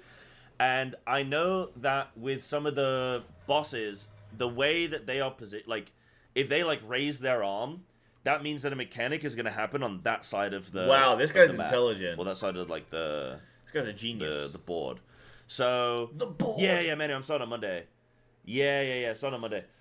So I know that that's like a thing. So I'm trying to look at the boss for animations, but also, okay, we got 2 big old boulders coming in here. I assume that you don't want to be standing in those 2 quadrants of the board. He has eyes. He has eyeballs in his head. Good job, Sai. Oh, no, that's leaving. Yeah, okay, cool. I will free us from the wheel. Now he's facing that way, so we want to move. Yeah. Didn't even mention it. Doesn't matter. Don't worry about that mechanic. Didn't mention it. Yo, I'm in gaming. Okay, I'm gonna be a He's Final happy, Fantasy though. pro. Are you kidding me? He's happy. That's the hard bit, though, right? Like, that's the hard bit right there. Okay, so you're watching. This is where, like, it just comes with the experience, right? So he faces this way and he does this mechanic. So I dodged that one. But then the dodging of the second one, I wouldn't know. This guy kind of looks like Arthas, actually. He looks like, the Lich King. Okay, no, now he doesn't. He did when he had his back to me.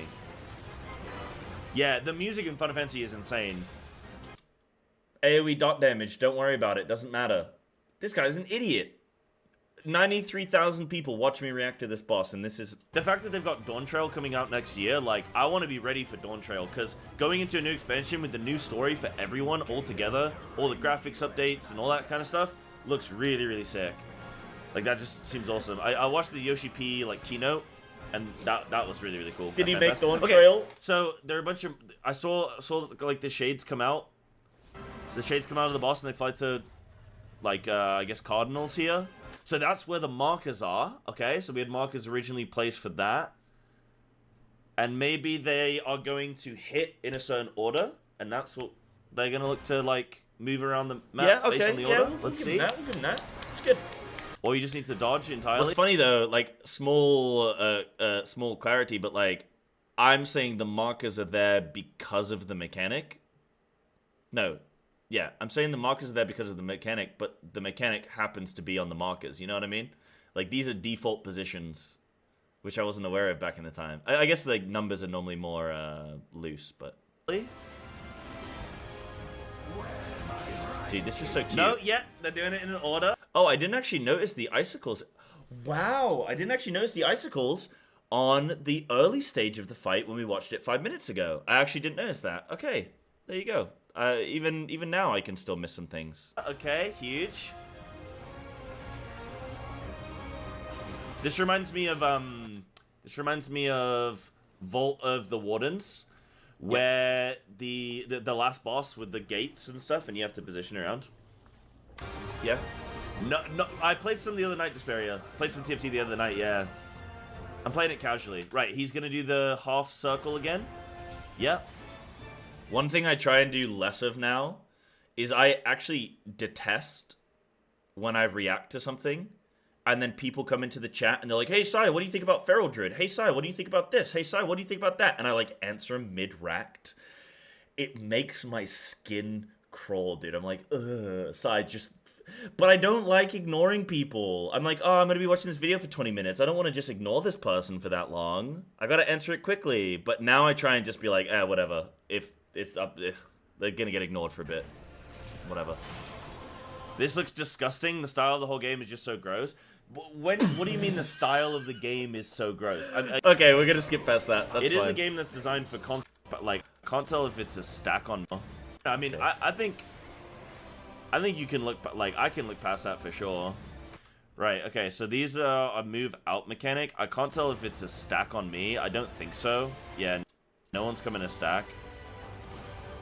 It's tank busters. This is one of the tanks, right, that we're focused on? Yeah. It could be that, because their art style is very specific where it's like, it's not stylized, you know? Too colorful. The nice thing is you can turn down people's spell effects. Dude, I'm missing so much. Wow. Right, what's he doing here? I think he's just phasing, right? He's just going into a new phase. He is phasing, but he's storing a mechanic. His sword's getting all empowered. It looks like a new phase. Yeah, so I registered that at least. Like, The map changes. did I ever get that booster box? I don't think so, no. I don't think so. I want to get back into Pokemon card collecting again. I'll probably go to some Pokemon shops before I leave Japan. Wait, no, sorry, you're doing what you just said. Stop. We're talking about the rat, okay? Save those damn dirty questions for the end. How dare you?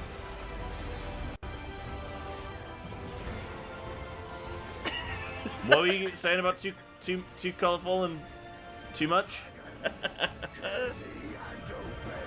Okay, Dragon's gonna start doing something now. That's a voice line. Okay?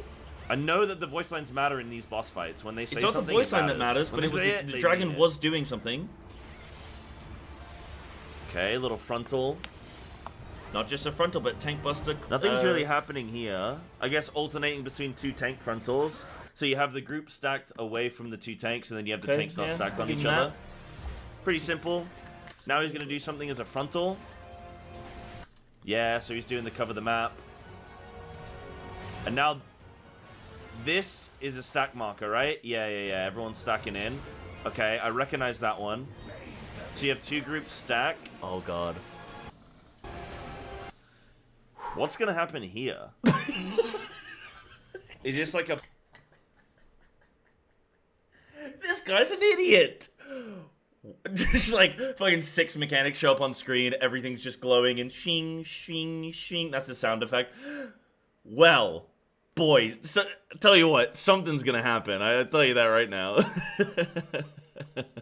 It's kind of like when you get like a cat, like a cat's been living in a house for like 10 years, and then like a new puppy enters, and then you put them both in the same room, and you're like, what's gonna happen here? Like, you know shit's about to go down, but it's like, are they gonna be best friends? Is the cat about to kick the shit out of this dog? Like, what's gonna happen? It's just, let's wait and see.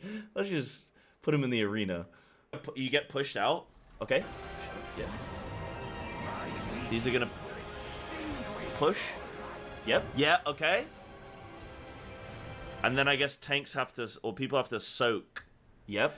That looks difficult. What the hell? okay. How can you even tell who's going where?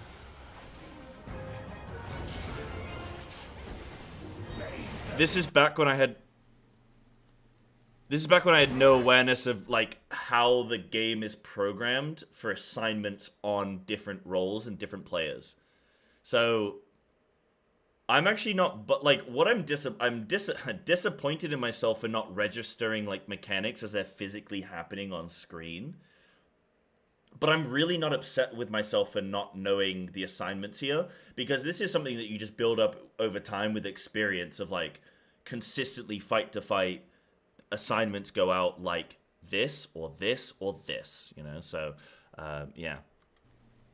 So I can tell that you have to soak, like, you're going to have to soak these pillars. By the way, so did you hear that sound effect? I'm literally logged into World of Warcraft right now in that VOD. So this is definitely me a year ago. I can tell that you have to soak, like, you're going to have to soak these pillars. Okay, I got that now. But how can you tell who's got what? Oh, you have some people with a 1-2, like in a yellow, like hexagon, right? And then you have a circle on red. Did I get the shape maybe right? the Is that a reds go to- hexagon? I think so. No, red. One red goes there, one red goes there. Oh, okay, I don't think that mattered. I don't think that meant anything. I guess just 4 people get pushed to 4 corners, but how do you know? Damn, do I get that figure one. it That's out? fine. Okay, I don't understand how they know where they're getting pushed. Damn. That's fine. I We missed still the haven't used tether. these 4 markers in the beginning, in the middle of the room, though. I'm interested what that will be. I also got the number wrong. I said 4 if 4 get knocked, but it's 3 and 2. So I like didn't fully acknowledge everything. Wow. Okay. Yeah. This is funny. No, I didn't think what I thought. Annie, it was a incorrect thought or like order where because they had the markers, I assumed they pre-marked with the knowledge, but it's like they didn't have the markers because they had the mechanic, they like, well, they just have the markers just because, and then yeah, the mechanic happens regardless. Yeah, it's funny. Yeah, it's funny. Thing like weak auras? Not exactly. So I think another thing that happens in Final Fantasy raids that's similar to WoW is that, like, in phase 1 of a boss, and this is something that Blizzard started to do more so in their raids, I think, recently, especially in Dragonflight, is that they do... Phase 1 will be, like, the simple form this of is the still boss true. and This the is- mechanics. yeah, this is Phase 2, it ramps up a bit, and then Phase 3, it's, like, more intense. That's kind of how, I guess, like, Neltheris works, for example. It's how Sarkareth works, right? Where you have, like, Phase 1, there Old are Sai no looks bombs. pretty jacked, Phase though. 2, there are bombs, and then... Who's more jacked, Old Sai Phase 3, there are or still bombs. current Sai? But, like, tanks have nothing What to we worry saying? about. Then they have a front... Then they have a bomb, then they have Who a could frontal. take who in a fight? Stuff like that, right? So, it's very much, like... Phase 1, here's the introduction to the fight. Phase 2, it's ramped up. Phase 3, it's on speed. And I think they do this a lot in Final Fantasy as well, right? So they show you in Phase 1 what mechanics are going to be upcoming. We're going to get another tank frontal here Bam. on this number 2. Bam. These are just markers, right, that they've put on themselves, I assume? Yeah. It's 1, 2, and 1, 2. Kind of like you would in WoW, where you put a marker. Old Sai was chubbier. Because I thought that was something to do with the fight, but it wasn't. Right, we're going to stack around the room and move around, yeah? Move around as a unit. That was simple enough. Sai, there's a mechanic on your screen, brother. Brother, what do you think the... Stack around the room and move What do you think these are, dude? around, yeah? Move around as a unit. Is this what it's like watching my stream? I'm just ignoring everything. That was simple enough.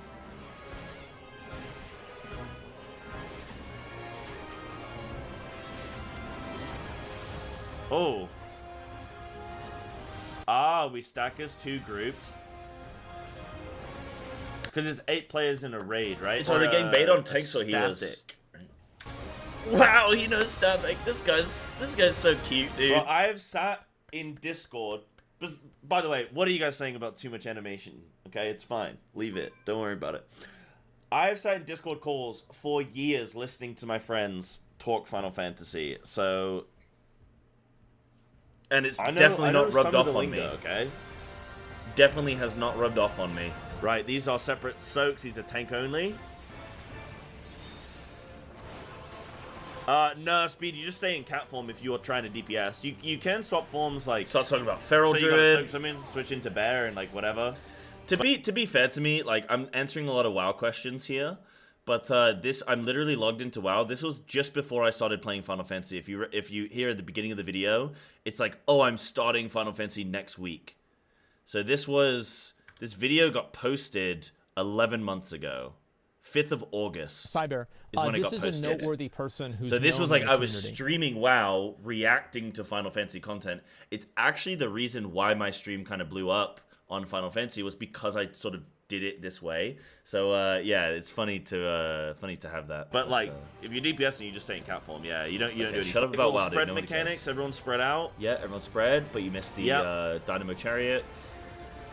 I see why my friends chose this fight for me because it seems like quite readable. There's still a couple things where I'm a bit like, huh, but it does seem quite readable.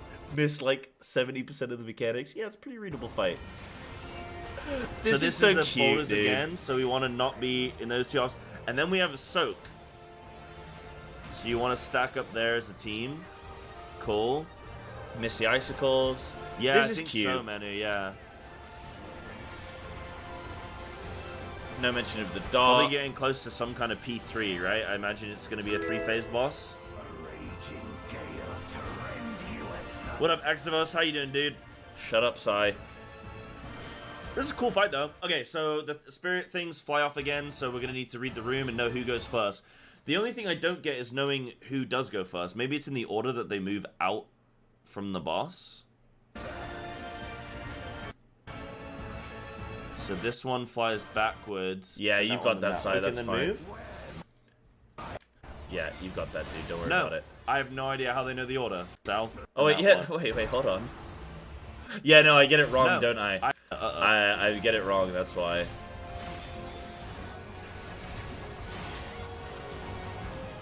I got the first one mixed up, didn't You I? just missed the first one? Nah, because look. Oh, that seems cool. Yeah, that's nice. Yeah.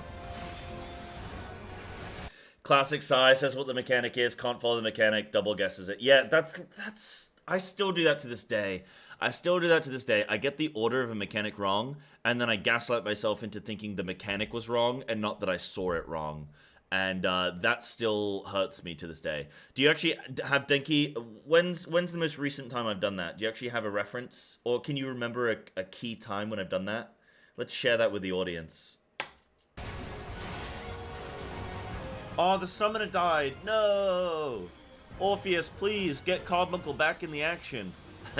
This one I can't wait to get Carbuncle in, man. Some people in the YouTube comments from my previous video were telling me that, like, he's just a bit shit, and you don't actually use him. But I'm going to. I will. Aw, it's so cute. Sprouts are cute, man. I am cute. It's a 15-year-old child's video game. I'm sure I can play whatever I want. Okay, so we're going back to the tank frontals. Yep. The bosses seem to really give, like, they telegraph what they're gonna do. They are showing you, like, what they're gonna do next. Very, very well. You can see the boss just, like, literally line up with the tank and then be like,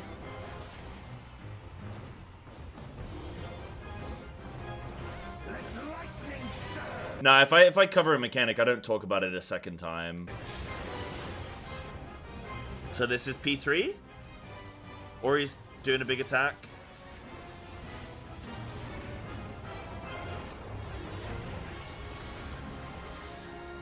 I don't know if this is a coordinated group or not. Because when was this made? Yeah, that's funny. Okay, I think we'll call it there on the rack. That's so cute, man.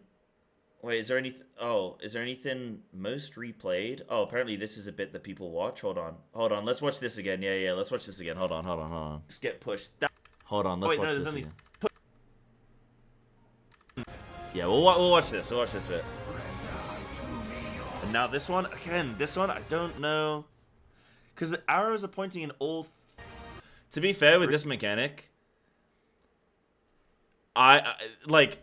It's very interesting when you're looking at the solved position of everything, because you wouldn't normally be, like, if everyone was spread out, you could start to be like, oh, okay, that's there, you could break it all down, but because everyone's, like, stacked up, it's kind of hard to, like, I know looking at this, I know what's happening now, but back in the day, I could understand why it was, like, just visual clutter, where just everyone gets everything all at once, and you're like, ah, shit.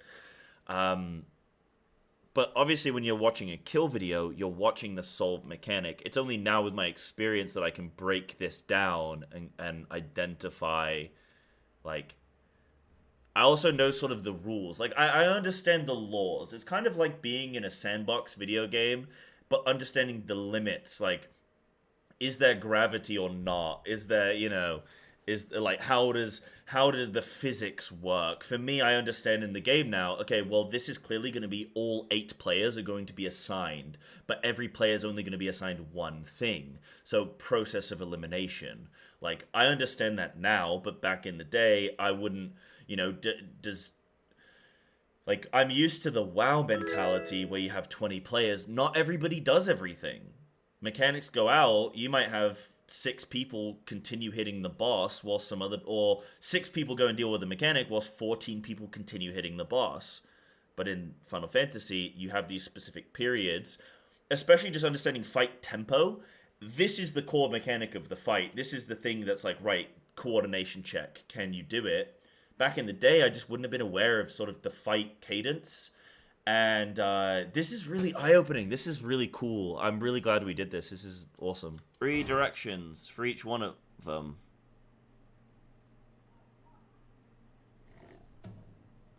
It pushes you out from the boss, right? Or is it from the center of the room? So that's why you have somewhat, like, this guy's going to get pushed that way. Yeah. This guy's going to get pushed that way. Yeah.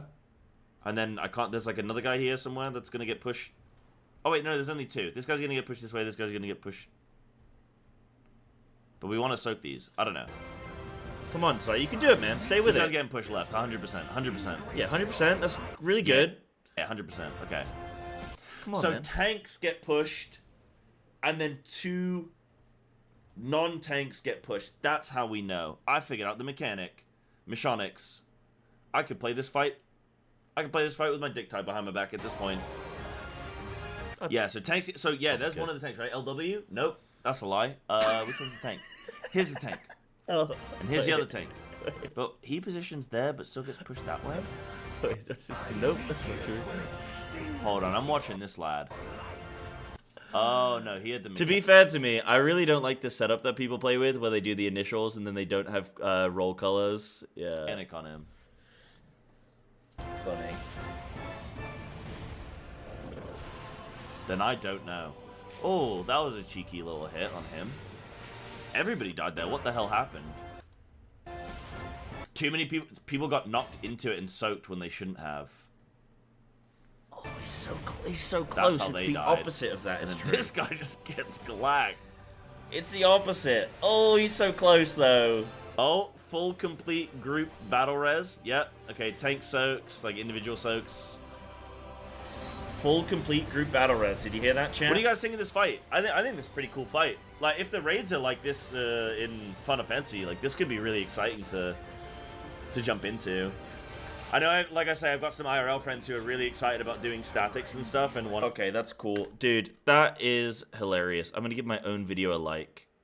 That is so hilarious. Damn, 500 comments. Oh my goodness, what a blast to the past, dude. Wow, dude. That's amazing. That's really cute to look at. I love that. That's really cool. Obviously, I mean, we just showed me reacting to it now and reacting to it then.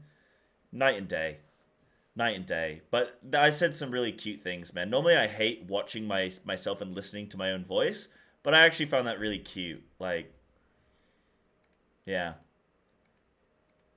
It's kind of cute, man. What do you guys think? That was fun, huh? That was really good fun. And I did want to shout out as well and say thank you to... We had a little subbie come through. Bazooka, thank you so much, dude. I didn't want to shout that out during the Racked, but yeah, thank you so much for the 5 months. Really appreciate you. Thank you. Yeah, that was such a nice little trip down memory lane. Wow. Like I say, you don't notice day by day the improvement you're making, but when you look back and you go, wow, I was there. And now I'm here. Just the ease at which I could, like... The ease at which I could just dissect that fight was... Yeah, there was still a couple things where I was like... I think this is that. But I was definitely on the right track, and I was technically actually correct. I just wasn't convincingly correct. But now I can look back at it and go... you know, I can look back on it now and go, damn, dude.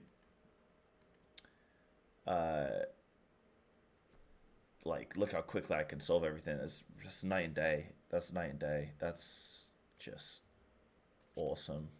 That's so fun. But what did you say, Denki? So you said something along the lines of numbered people explode in order. That means numbered people can't stack with everyone else for E10, and then didn't realize what I just said. You guys need to, like, hold me to stuff. Yeah, E10, you told yourself how to figure out numbered shadows worked in the beginning. Followed what you said, you'd know the answer. Yeah. I did figure it out eventually, but, like, that's where I get overwhelmed with information, and I try and just, like, deal with that, and then, like, try and, like, move on before things leave my mind. So I sort of, like, say it, get it out into the ether, but I need to do a better job of physically writing it down and then going, okay, I need to test this, and then, yeah, actually do that. That's so funny, though. That was lovely. Oh, yeah, turn BGM down. No, the concert's over, you guys. Damn. Oh, Faye's still here chilling. Damn, the concert's done. It's also nice to look at my old self physically and see how much more jacked I am now than I was then. That's also a really nice thing. I definitely was holding a bit more weight on me back then. Now I'm a little bit leaner. Yeah, that's nice as well. Dude, look at it yourself a year ago. And then in current, it's really nice. Oops. Do that. Okay, sick.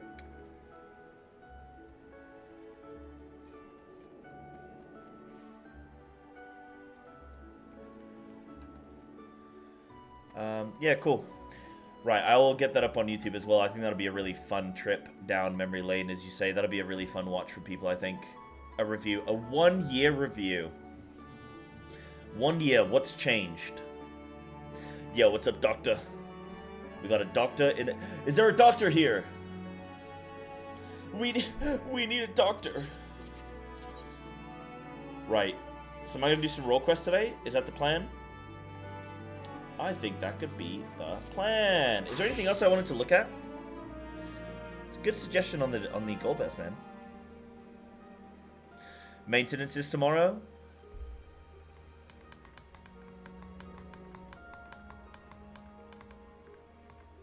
Huh. How long is maintenance? Let me see. When is maintenance tomorrow?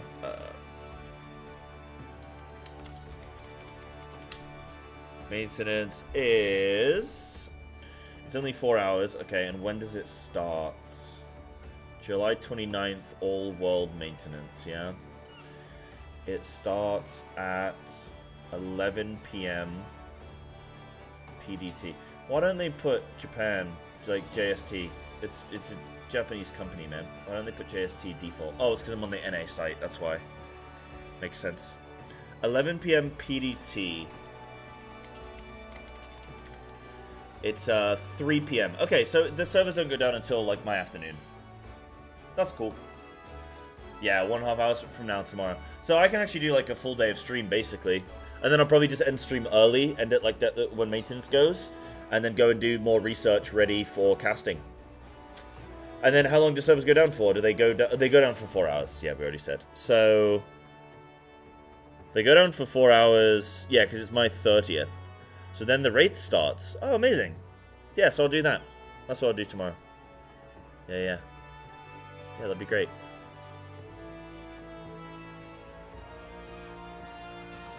Hey, airplanes because of that. Don't worry, doctor. If anybody has a heart attack on the stream, you're not legally obligated to do anything. Don't worry. Actually, wait. That's a question, actually, doctor. If somebody did have a medical emergency and you're in the vicinity and you just chose, like, nah, I'm not gonna help them, because you got the oath, right? Hippocratic oath. Like, are you obligated? Like, can you get sued for not helping them? Do you have to help them? If you feasibly can.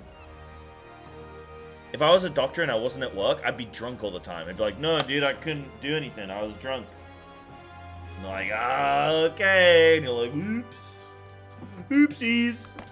Just always have a can of beer on you at all times, just in case you see someone faint. You just pull it out your pocket.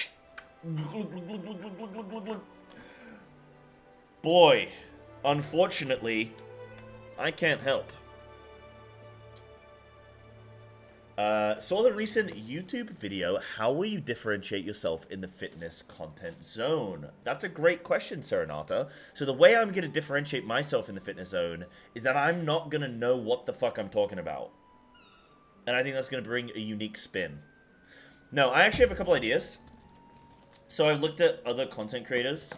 I'm obviously not a PhD sports and nutrition, like, sports scientist, PhD person.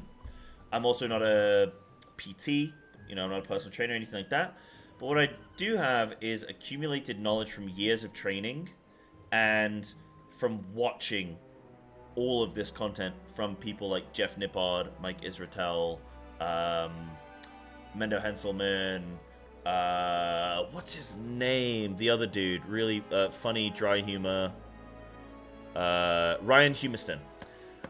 Been watching a lot of Jesse James West as well. So Eugene Teo. So I watch a lot of content creators in the space that provide the scientific like info, and then I try a bunch of stuff myself.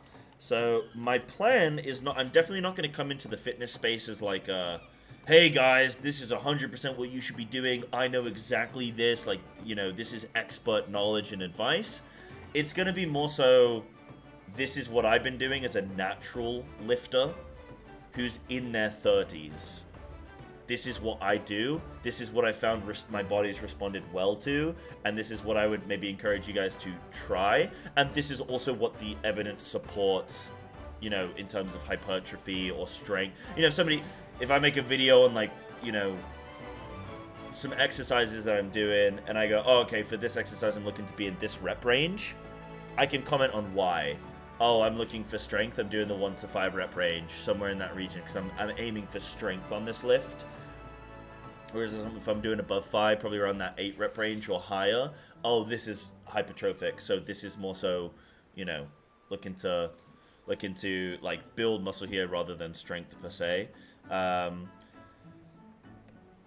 My plan with the actual content itself, so I'm definitely not going to come into the space like, I know everything. That's definitely not what I'm going to do.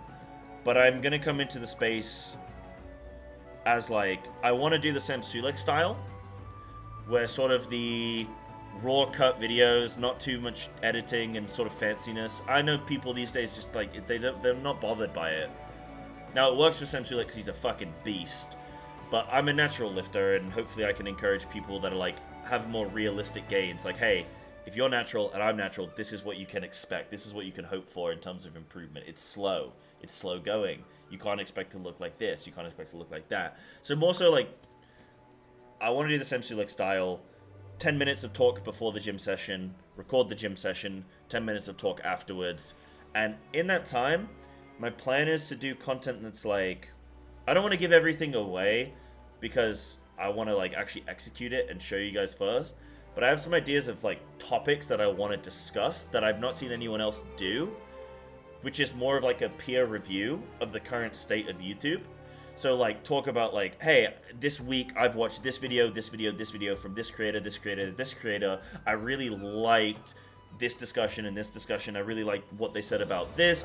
You know, they commented about this thing, but I found in my experience that doesn't actually translate for me. It might for you. Like that kind of thing. So do kind of like a peer review of the current state of YouTube week by week as I'm doing my sessions. And then go and do my lift and see if I can apply anything from what I've seen that week or that month into my training and say, oh, I really like for example, I've just started doing these sissy squats. These Smith machine sissy squats. The single best quad exercise I have ever done. So I would talk about that and say, oh, I've saw this, I've tried this, oh my god, this was amazing, you guys should try this too, see if it works for you. Then do my session of me doing it and saying, look at this is what I've applied to my training this week. So I want to do that kind of stuff. And then I also want to do stuff like Jesse James West, where he does like 30-day challenges or week-long challenges. So I want to do some stuff that's going to be, I run a marathon in 30 days, or I try and do, you know, I try and wake up at 5 a.m. for 30 days. Like, these are challenges he's done and that I've watched and I really liked. Do that kind of thing. I want to do diet videos, motivation videos. Big thing for me is motivating other people to get into the fitness space that are gamers. So that ultimately is all the content I want to do in my fitness channel. I'm not looking to come into it and be like, hey, I'm the biggest guy, I'm the smartest guy, I'm the most jacked guy. I'm not any of those things. But I want to bring just sort of like my charisma. If you think I'm charismatic, I want to bring my charisma, my charm, and apply that to like these kind of cool ideas that I've not really seen too many other people, well, I've not seen other people really do that sort of idea. So I want to sort of like take what I've seen and what I enjoy watching and then throw it all together in a nice mixing bowl and put that out. So yeah, that's my plan. That's my plan.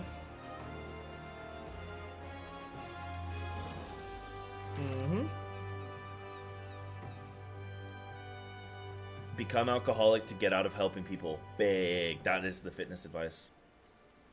Some of the stream moments from previous world races. Oh, that could be cool, actually. One thing I need to learn, I need to research about all of the teams and the players and, like, look into, like, you know, who's playing for who and, you know, maybe some people that used to play for other teams and what they've achieved, you know. Like, who won the last Savage race. Like, I want to look at the whole of Pandemonium in terms of who won at each tier. Who's the reigning champs of Savage? Does that differ from Ultimates? These are all the things I need to have in the tank. Would be good.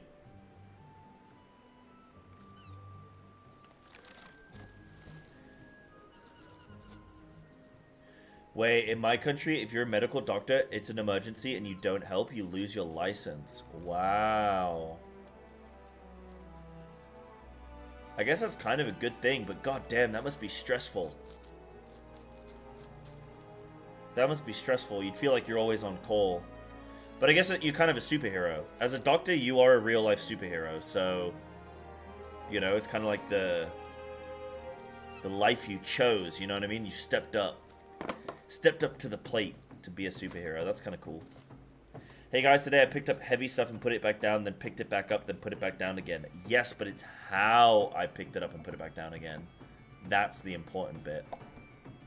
So yeah, that's my plan with the content though for the fitness stuff. It might do well, it might not. It might do well, it might not. Ultimately, I think the people that do the best in fitness content are the guys that are unbelievably out of their mind jacked because everyone wants to look like them. Now, the problem for me with that is that they're all on fucking juice and TRT and PEDs, like, just they're on a whole host of things.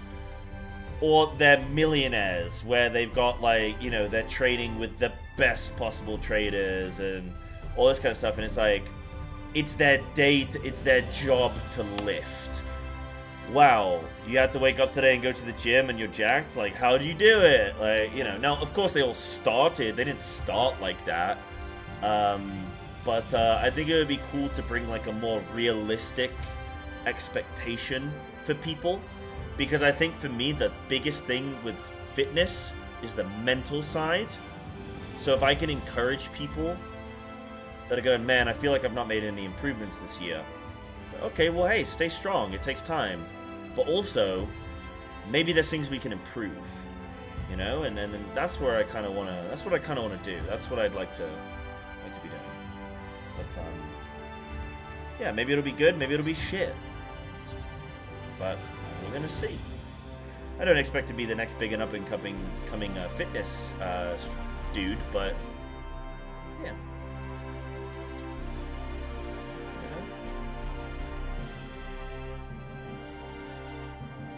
Yeah, Pog Fitness Corner, let's go. Yeah, I'm still trying to think of a name though. Still trying to think of a name for the channel.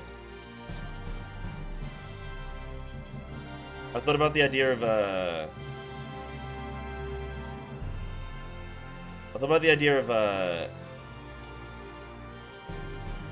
well, I had a friend say use Average Joe's, like from Dodgeball, because my name is Joe and I'm an average dude. So I thought. But there's so many people with Average Joes on certain, like, on media. It'd be no point. Like, it's already kind of, people already have that. But, yeah, maybe there's some kind of thing I can do. I don't know. I liked Feral Fitness. Feral Fitness sounded kind of cool. But also kind of sounds like a fucking pre-workout brand, you know? Feral Fitness! And they're just, like, smashing the little tub in the screen. Feral Fitness! Feel, go feral! You know, like, I don't know if that's... It's a little bit too intense for me, maybe. But, yeah, I got some ideas.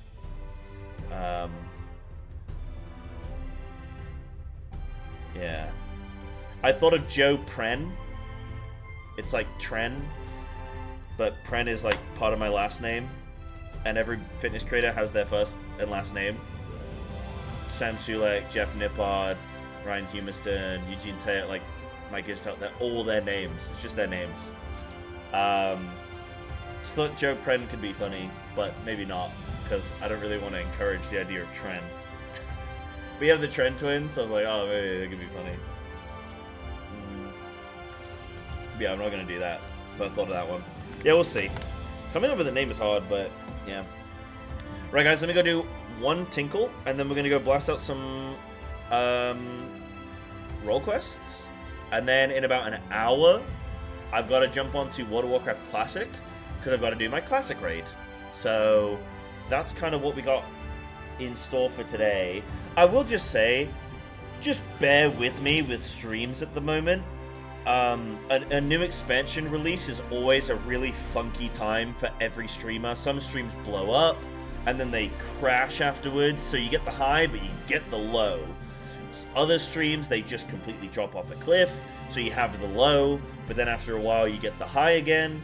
So, and then you also have all this content releasing, and it just sort of it just messes up the schedule. You got these maintenance periods that just throw curveballs. You got raids, like, you know, the casting. So, yeah, bear with me for a moment, exactly. So yeah, bear with me with the content at the moment. I know it's a bit like, kind of just seems a bit random, but it's more so just we're chilling, because I know that we're in this bit of this weird period. And I know that I'm also going on, I'm going around Japan for 3 weeks next month. So, and then I'm moving back to England. So I know things are going to be weird. So, yeah. Bear with me. World-renowned WoW and FF14 player Psybear_TV's fitness YouTube channel. Ooh, I like that. It's got a certain, like, flow to it, you know? I am Avu. So my plan is, my brother is impromptu kind of planning to come, impromptu planning. He called me up yesterday. He's like, yo, I'm going to come to Japan and see you. We're going to hang out for like 10 days. I was like, okay, let's do it. So he's coming on like the 10th of August. So I'm going to see him for like a week or like 10 days. And then DQ flies out for 2 weeks. So then I'm taking 2 weeks off streaming with her. Now, during that first week when my brother's here, I'm probably going to try and do some live streams or some shorter streams. But when DQ's here, nothing. Radio silence for me. I'm not going to be in the Discord. I'm not going to be on stream. Like, radio silence for 2 weeks. I'm fully switching off. Going around exploring Japan. Then I come back to England, and then I'm busting my ass. We're going to do the FF WoW challenge. We're going to be playing WoW and FF every day on stream. We're going to be, like, blasting all the content. Yeah. Got a little bit of a hard break coming up soon, but I think it's going to be good. Yeah, head to bed. Sounds good, Denki. Take it easy, dude. Yes. Get prepped, dude. Good night. Speaking of 14, since I did step into DT Extreme 1, I got a good sense of the encounter pace as well. I think it's perfect in terms of time commitment. Extremes are really nice for that. Extremes are a really nice level for exactly that, yeah. So you'll be on the UK? Yeah, so I'm going to be leaving Japan on, like, last proper stream is, like, the 9th. 9th is going to be, yeah, the 9th of August. It's the last proper stream. When I come back, I'll be in England. Better stream times, better ingredients, better pizza. Papa size. So yeah, when I come back to England, I'll start stream again and I'll be in England. And you'll be like, whoa, what happened? So, yeah. Right, let me go tinkle. And then I'll come back and answer some questions. Oh, big stretch.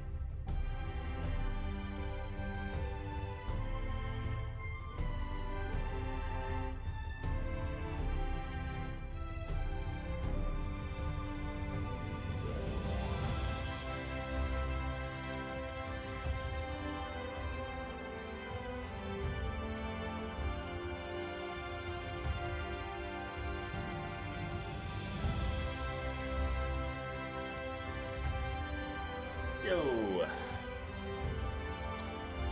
And how far in the subathon did we get? We got whatever is up there. Whatever we got up there is where we're currently at. I'm this is a really bad week for the subathon, Arvu. There's just so much inconsistency with stuff going on because of casting and stuff like that. And because Savage in general, I don't expect to get very high viewership this week because everyone's going to be focused on Savage. So we're kind of pausing the subathon, and I'm considering whether we just kind of go, okay, we had a good subathon, we'll call it there, or whether to continue it next week. I'm going to think about it and see kind of what I think makes sense. There's no point limping it into the future. Maybe we just go, okay, we're happy with that, and then in a few months we can do another one, you know, like, and we can try and do more of those goals that we didn't quite get to this time around. And yeah, we'll just try and do it a bit different next time, I think. Just a smidge. But yeah, I'll think on it. Oh, big sneezies. Yeah, it's been nice, American friends. It's gonna be a bummer having built up like an American audience and then leaving them to go back to EU, and then like, yeah, it's gonna be kind of sad, dude. But you know, that's life. We'll figure something out.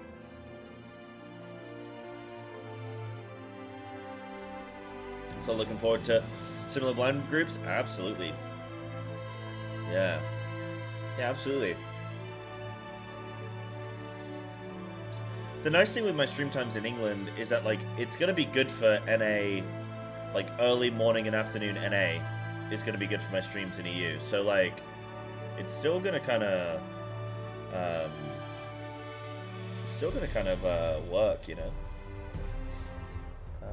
So I'm just checking something.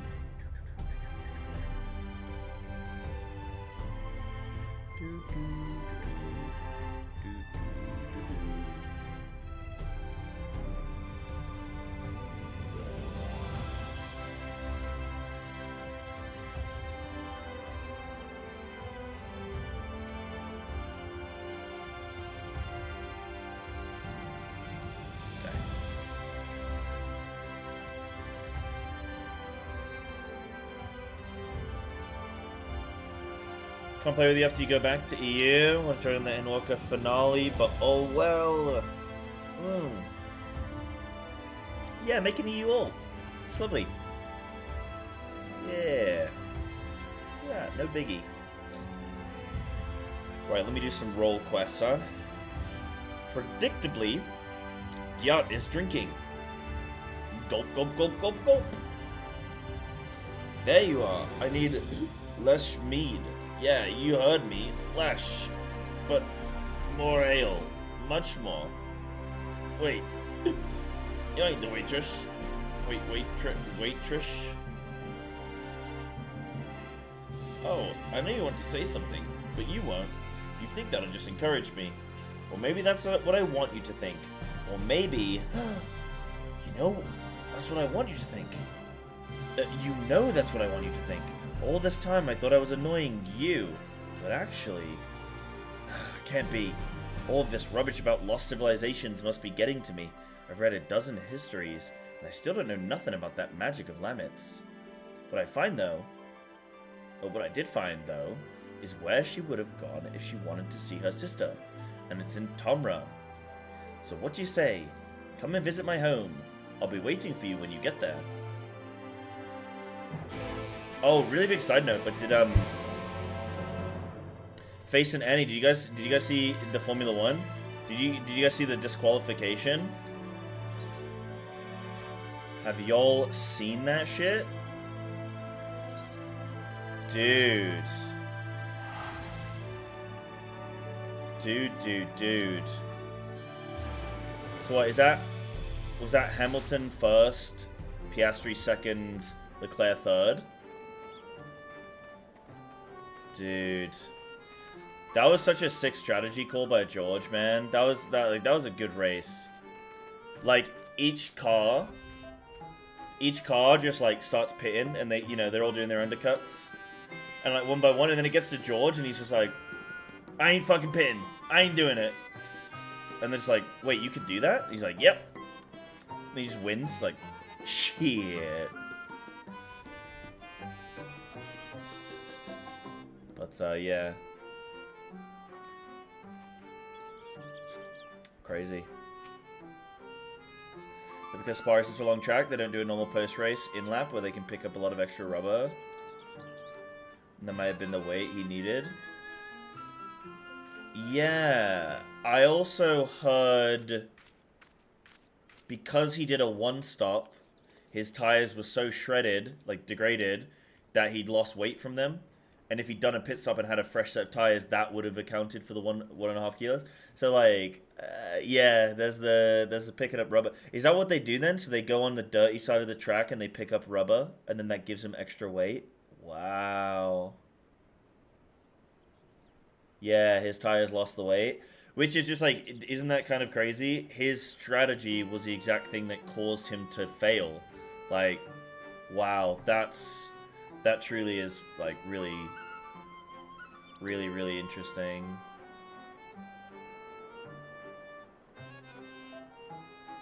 Yeah, they're covered in shit. Right, that's why. Okay, I didn't actually know that. Honestly, strat calculations with full fuel should have been the first prior. Well, that's the thing. People keep commenting about the fuel, but from what I've seen, this is regardless of fuel. So this was a weighing without fuel, I believe. So this was fuel sort of irrelevant of that. But also, it could have been, yeah. And even then with the, like, every car gets underfueled, and they have to do a sequence of lift and coast to make up for the lack of fuel, to conserve it. They end the race with a bit more.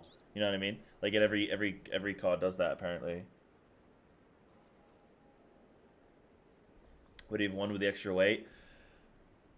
Probably. I think he held Lewis there pretty well. I think he probably would have been fine.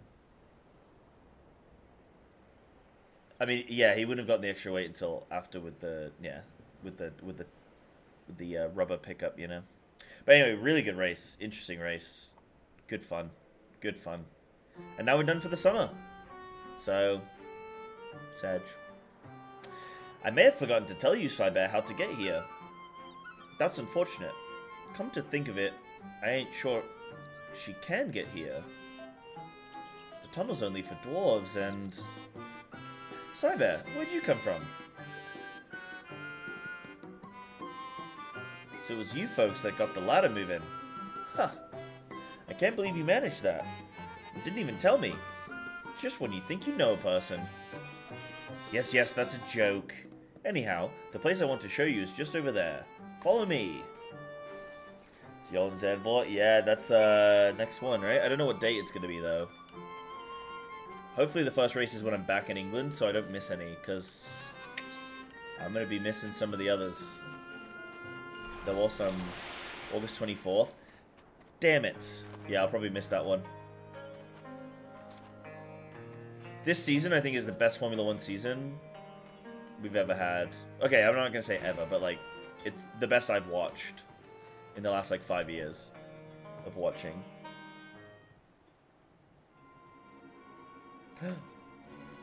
Nothing to worry about. This monstrosity came flying at my face. Rudely, I might add, when I unsealed the old tunnels. But everything's under control.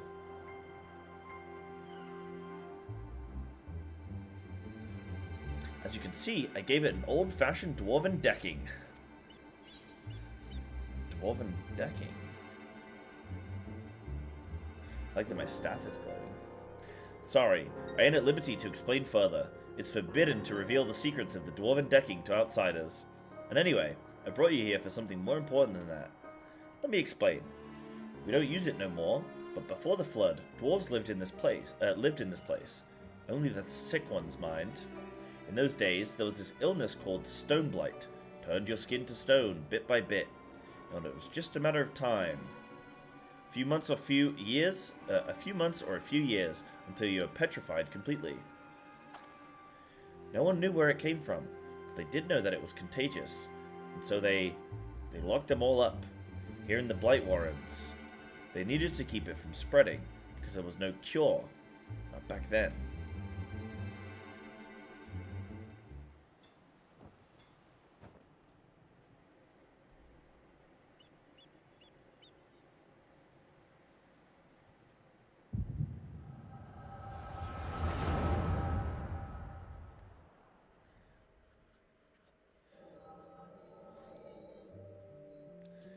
No, I think they're gonna put Ricardo in.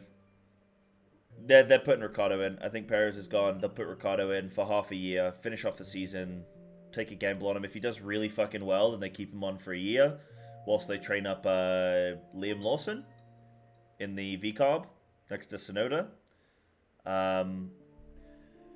Or if he doesn't do a good job, then they can still do that. Give one of those drive, give him 6 months, and then they either put Sonoda. They should promote Sonoda. If not, I mean, really, they should promote Sonoda over Ricardo anyway. But I just don't think they will because they're racist. No, I just don't think they will because I just don't think they will.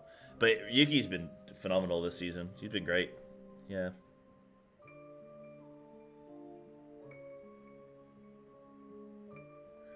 Yeah, 2023 season was pretty rough with just dominant RBs, finishing 30 seconds ahead of anybody else, and you're like, okay, almost lapping second place, and you're like, yeah, this isn't great. Lawson Soda, he will have a drive. You just gotta wait for the like, you want to put him in rookie positions, right? Like, you don't want to put Lawson. It makes no sense to have VCOB if you put Lawson in flipping Red Bull directly. Like, put him in the VCARB, give him time to train, because that's why Sargent is gone, because they promoted him too early and he just wasn't ready. Promote some of these drivers too early, and I don't know. That's what I think anyway. But I'm not an expert, so. Yeah. Let an 11th team join the grid. What? That's crazy. Lambert, was it not enough to leave without permission or to return unbidden? Bringing these strangers into our home, you knew full well that entering the Blight Warrens is forbidden. How many of our traditions must you trample before you are satisfied? Ooh, I wonder if Lamet's the one to cure them with their healing magic. If you so refuse to respect your heritage, you have no place here. As head of the council, I hereby banish you. You are no longer a dwarf. Begone and never return. Wait, are dwarves dwarves because they're dwarves, or are they dwarves because they're dwarves? You know what I mean?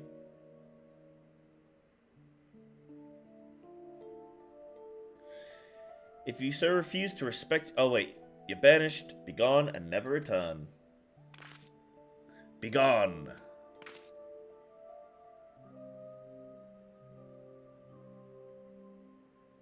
Okay, I'm gonna predict that she's like gonna cure it, but then they're gonna beg for her to come back, and they're gonna be like, "You did it. We love you. Please come back." Or they're gonna be in trouble and they're gonna need her. Have you lost your wits? Lambert just cured your people, her sister and all the others. She left your village to find a way to save them, and she did. She did what no one else would. Your words have no weight here, outsider. This is a dwarven matter. Silence. Silence! Punch him in the face. I will not be silent. You have no idea what Lambert has been through. That's enough, Ardbert. Whatever my reasons, I did break our laws, and I did so knowing that this would be the result. I will accept my punishment. I will leave my dwarven pride behind today. The mask take off. Oh, so this is why did they take off the helmet? Lambert.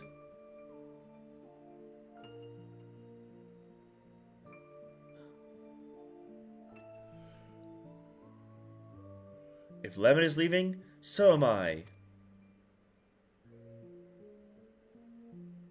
You probably didn't think much of us after you shoved us in there to die, but it was awfully hard to breathe. We all took our helms off. If Lambert's going to be banished for breaking our traditions, then I should be too. Yeah. As the young lady says, none of us is perfect. It ain't right that Lambert should be the only one punished for it, especially seeing as she was saving us. There must be some kind... I bet it's some kind of... There's some kind of reason why they wanted him to not be cured. Come on, exiles. We keep our faces plain for all to see, and our heads held high.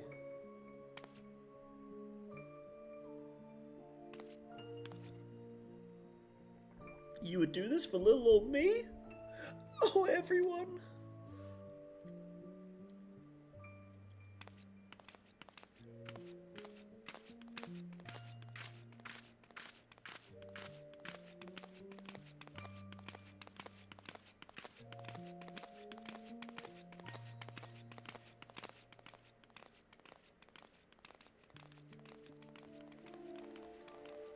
Damn, they kind of being exiled very slowly. They kind of taking their sweet ass time. Like, get your shit and get out. And they're like, okay. Are you sure you're alright with this? This is a noteworthy person who's known in the community. Yo, Relixon. Another F1 enjoyer. Oh, hell yeah, dude. This stream is all about Final Fantasy, WoW, Formula 1, and the gym. Those are our hobbies. Those are our interests. This is what we talk about here. That's what I love talking about. Thank you so much for the support, dude. Thank you for the 2 months. Big time. Are you sure you're alright with this? We could go back. We could... What? Pummel the elders with your axe? I know you're not that fledgling adventurer who got knocked flat by Hobbs anymore. You could probably defeat even our strongest warriors. But forget it. We have more important things to worry about.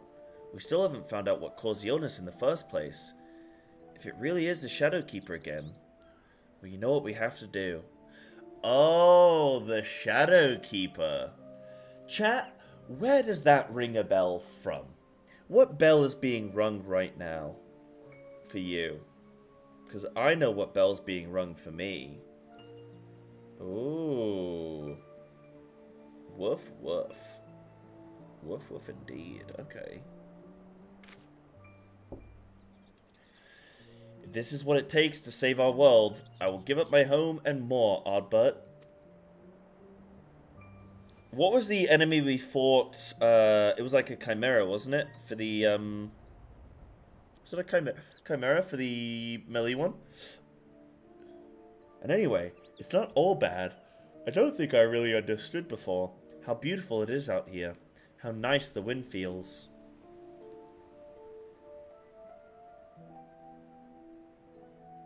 It is nice, isn't it?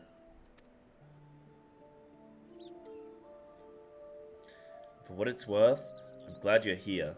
Helmet or no? Helmet? We could talk about Formula 1 again, couldn't we?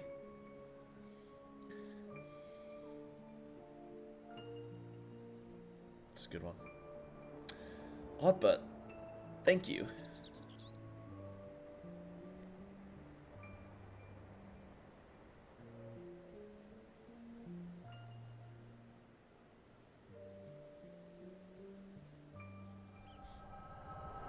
That was Render Ray, yeah. I don't think it has Fizz ranged. I think it has... No, yeah, it has Caster.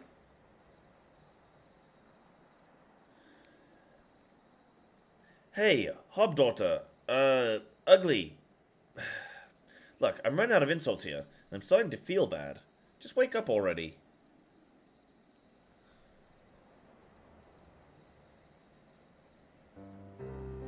Finally.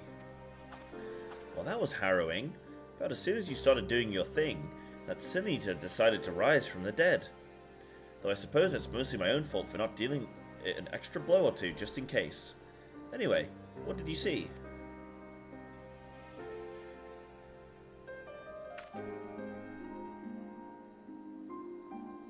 I knew it! I knew it! I knew that Lamet was the one who cured Stoneblight. It had to have been. She saved all of them. And they exiled her for it. And the head of the Council of Elders. Damn, he's gonna go have a word. Do Lolafels, well, I mean they are Lolafels. Do dwarves, like, live forever in this game? Normally, well, I say normally in fantasy. I'm thinking Tolkien, where elves live, like, thousands of years, dwarves live hundreds, humans live, like, about 1 to 200. Humans live about 100. And then, hobbits, how long do hobbits live? They're 2 times sure. Okay.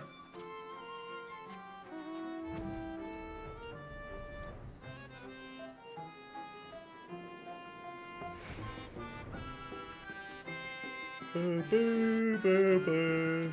Bum, bum, bum, bum, bum, bum, bum. Vera mental a few hundred? Okay. Oh, sorry. I suppose I wandered off. Got caught up in my own thoughts. Actually, can you give me a moment? Or maybe a while? I'm not sure what to think is all. I don't want you to keep I don't want to keep you from other work, so see you later. Oh, I'm on the last one now. This is the level 80, right? Yo, this is the last one. Okay. I felt like Render Ray was longer than this one, maybe. We also like fought more things, didn't we? Oh, hello there, Psybear. Lally-ho! Your mother was a hobgoblin, yo. What the flip? What? I mean, lally-ho! Oh, and a lally-ho to you. I'm impressed. You knowing to give me a lally-ho just now shows that you've really picked up on the finer points of dwarven culture. That really helped, thanks. I was so busy dwelling on that business with Lamet that I almost forgot the news I had for you about Sophrosine. Sophrosine definitely sounds like some kind of foot ointment, doesn't it? It just sounds like some kind of cream.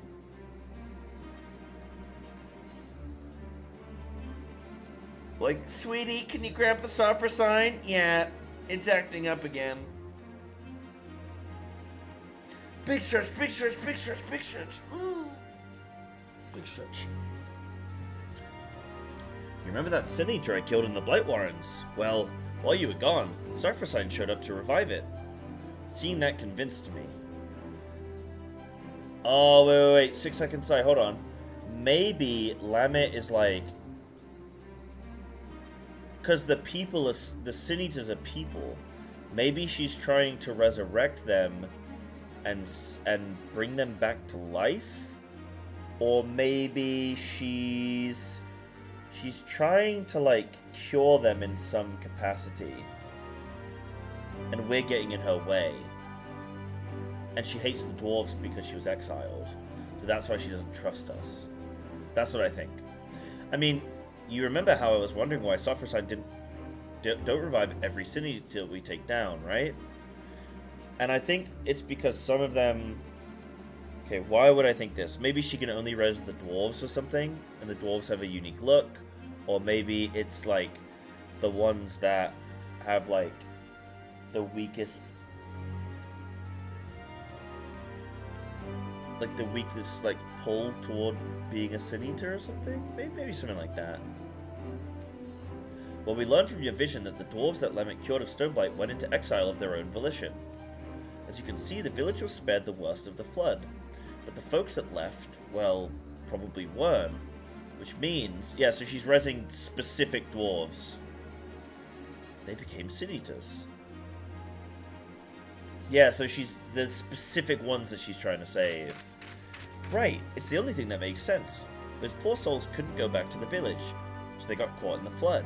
They became Sin Eaters, and Sophrosine is still saving them, even now. And that gave me an idea. As we figured before, Sophrosine ain't alive, but Lamet wanted so badly to heal those dwarves that it's still following suit, like a reflex its body can't forget. The last time Lamet saw those folks she healed, they were helmless. Anybody in chat helmless right now? I know there's a few of you guys who are helmless. Imagine being helmless, dude. Helmless and poor. You see the solution, right? Helms. Incredible, that's the stupidest thing I've ever heard. I've heard my own cooks, actually. Dude, that Golbez video was so fun today, actually. I'm gonna get that posted up on YouTube, dude. That was such a fun run back. It sounds too simple, I know, but it'll work. It'll work, I tell you. Sophrosine is healing helmless dwarves on pure instinct. Anyone wearing a helm, it won't think twice about, seeing as it don't actually think at all. Now, whether clapping a helm onto Sophrosine will keep it from healing itself, I can't say. It'll depend on whether the thing sees itself as just another helmless dwarf. It don't seem to have much in the way of self-awareness, so I think it's worth a shot. Fortunately, we won't need to wait to find out. Came around not too long before you did, so if we kill the right sort of sin eaters, it should still be close enough to notice. Let's get to it. Is this a euphemism? No, Annie, this is not a euphemism. She's like, are you maidenless, helmless? All that stuff. All that stuff. Bum, bum, ba-dum. Doo, doo, doo, doo, doo. So now I can do the New Game Plus on Pictomancer, yeah? Or not even New Game Plus, but I can do the role quest on Pictomancer. That's the other one that I need to do, huh?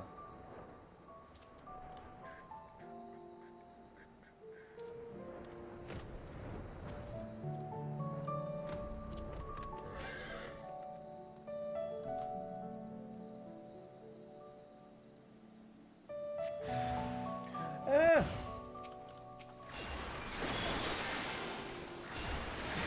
Oops.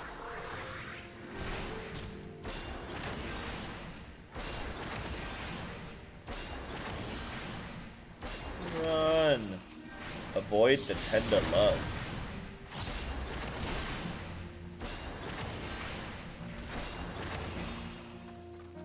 I missed playing Final Fantasy.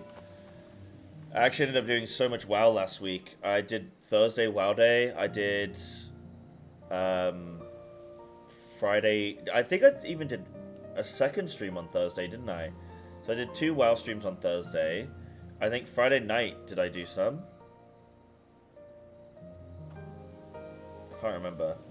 I definitely did some on Saturday. But I've just been playing so much WoW. Streaming it. It's been nice to like jump back onto FF. I've really missed it. And that's what I love. That's what I like in doing sort of this split time. I don't think I'm gonna stay on only doing 3 days a week of Final Fantasy forever, because it's just not enough. That's not enough days per week for people to like engage with. That's too little. It's too few. Too few. To give you guys more. Need to figure it out, man.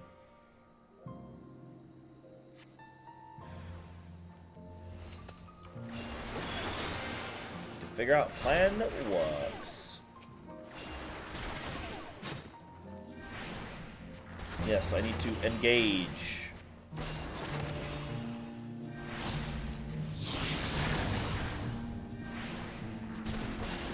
Yeah, I think when we come back in England, I'll get 5 days in again. Sorry, maybe not 5 days. Maybe we'll do like 4 days, and then I'll still have my weekends and stuff where I'm chilling. I mean, 3 of 5 days. It's because I don't stream every single day. So, some streamers do that. They do 7 days a week. do. Some streamers do 7 days a week, but those guys are nuts.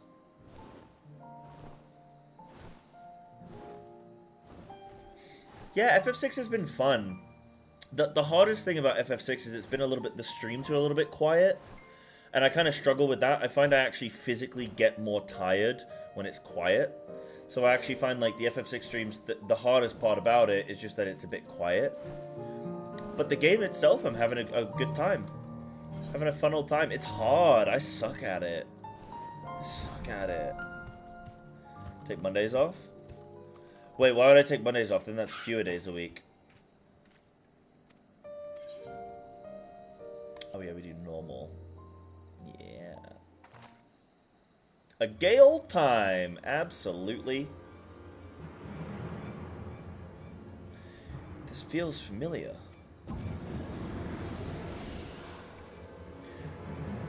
Well, it's more so a case of I need to fit in WoW. The trouble is, when I come back in September, it's gonna be WoW. Like, the new WoW expansion releases in under a month. And then I've got the WoW Challenge. So that's gonna be very, like... What I'm probably gonna have to do is some kind of thing where I stream WoW and Final Fantasy every day, and just do, like, 5 hours of each every single day. That could be an idea. I don't know. I'm gonna figure it out. I'm just gonna figure it out. 'Cause I don't know what the hell I'm gonna do. It's kind of hard playing 2 MMOs. It's so hard figuring out what the hell to do. Yeah. So hard to know what the hell to do. You have so many options as a content creator, and knowing the right one, it's hard. No, I haven't completed it. We've done 1 session. I'm going to do another session. I don't know about this Friday. This Friday is casting, right? We'll see this Friday. We'll see. I probably will do a session this Friday. Yeah, I probably will get a session in. Yeah. Yeah, take a week break from FF. Well, then it's going to be 4 weeks of FF break, right? Because I've got 3 weeks of stream break into a week of FF break. I might lose my whole audience that I've built. But yeah, I do want to like absolutely, because I'm going to be behind on WoW. So I do want to absolutely slam WoW, but what I'll probably do is do a few hours of Final Fantasy every day just to show my face, and then switch to WoW and then blast that every day. So we'll probably do that. Because I don't want to just completely not do Final Fantasy for a week or 2, you know? Yeah. Unlikely the Savage Raid lasts till Friday. Yeah, no, it won't last till Friday. Yeah. Yeah. Yeah, it's going to cause some churn. Yeah. A lot of people saying they can't wait for me to be back in Europe, though, so they can finally watch the stream again. So I think it'll just be about the same numbers, but just different. We'll see. It'll be fine.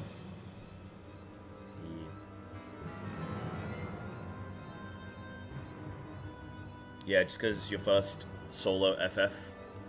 Yeah. Maybe got to build it up. Aha, at last. A bit less toppling over on your part this time, if you please. But yeah, I'll figure it out. I won't commit to anything yet, guys, because I don't want to tell you something and then get it, like, you know. But I'm definitely figuring out ideas of what I'm going to plan to do when I'm back in England and, you know, with all the WoW content and the FF content and, yeah. Yeah, for sure.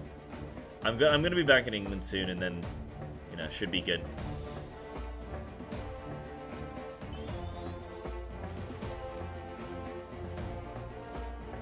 Forgiven shame.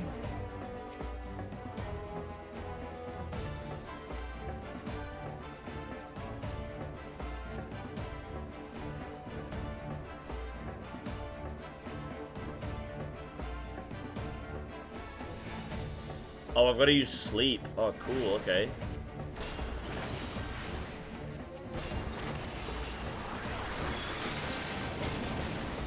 Yeah, new names in chat, yeah.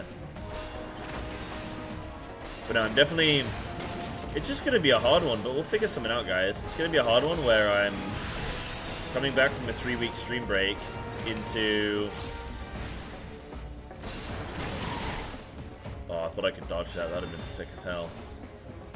Yeah, I'm going to be coming back in from a 3-week stream break, and then it's going to be big-time WoW content that needs to be done. So I'm not going to abandon the FF, but definitely going to have to be smart with my time. Where is sleep? Repose, there it is. Oh shit!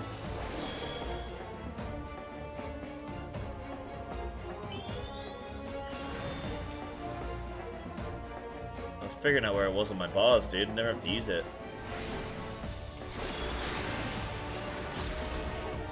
It's just hard streaming 2 MMOs, that's all.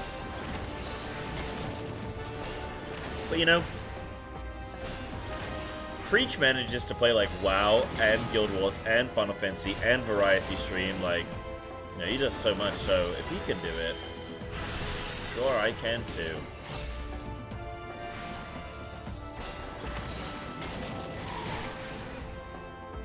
Cast Repose.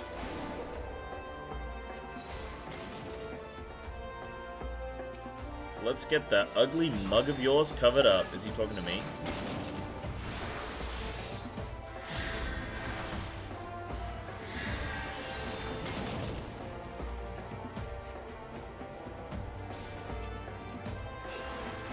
Preach still feels like an FF Taurus after so long. Wait, what does that mean? Like he still feels like a Final Fantasy main, or he feels not like a Final Fantasy main? Do that.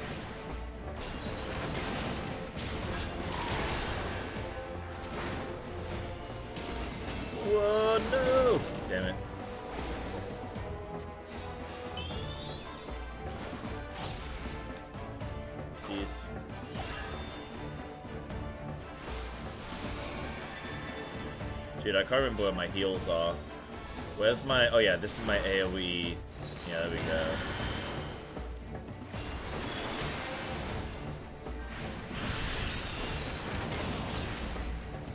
He doesn't really play MMOs like MMOs. Yeah, he doesn't really do like the long grinds, does he? He sort of like plays the story, engages with a bit of the content, and then goes, okay, like, time to move on, right? Whereas like, I'll like grind everything. And a lot of like MMO players, they grind all of the stuff, right? Like that's what people normally do. Yeah. Wait, what?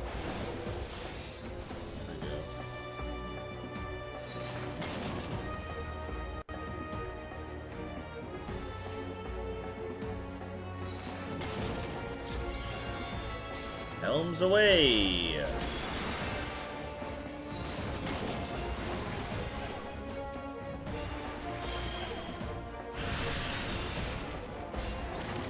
Oh, I see. Okay. Yeah.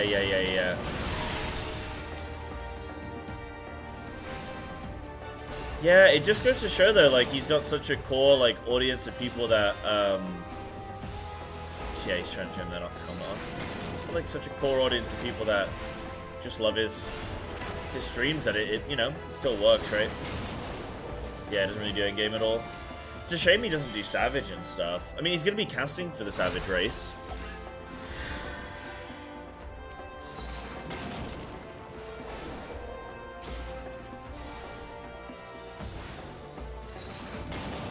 Wait, granting resistance to sleep. Okay, yeah, now we want to, like, get it low, right? Yeah, now we can kill it. Yeah. So you kill it after the helmet's on. Yeah, got it. That's fine.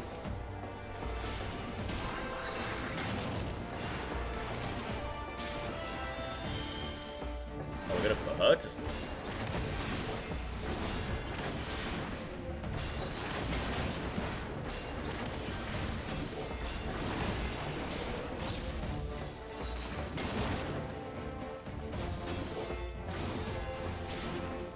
Yo.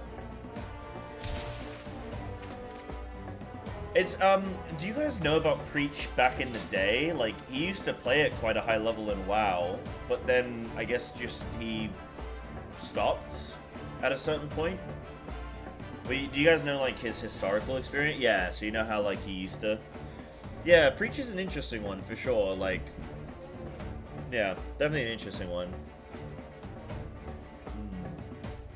I wish he did more Savage, that'd be cool. I'd watch that. Perfect. Now, hold still. Yeah, he hasn't given some part of the game an honest try. I think it's more so his audience. He's worried about his audience not potentially enjoying it. Wah!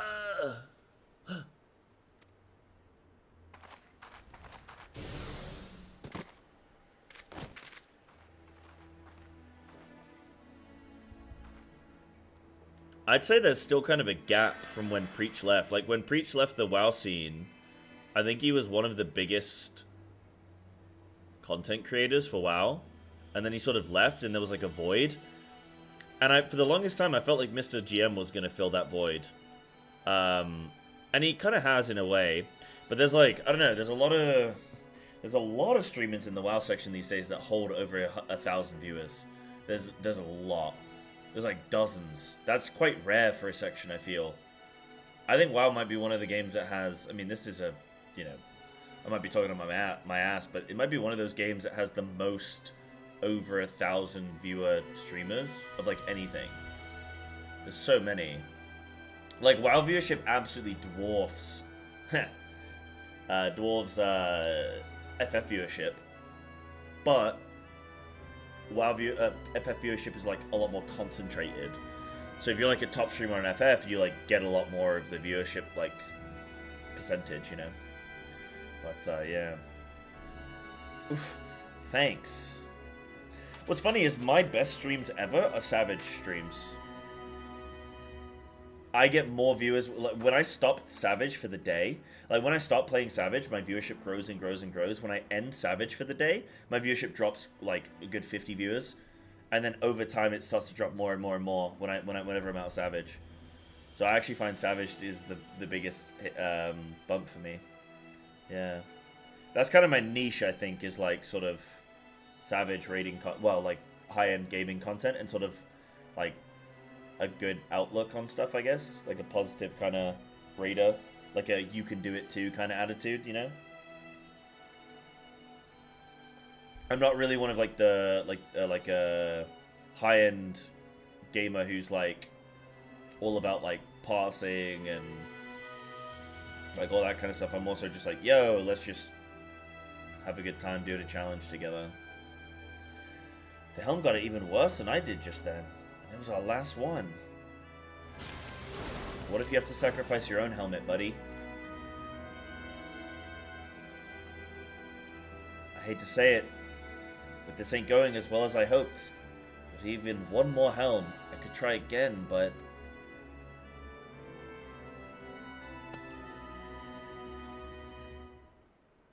Wait, we do have one more helm. Do it. Do it. You're gonna throw a rock at her?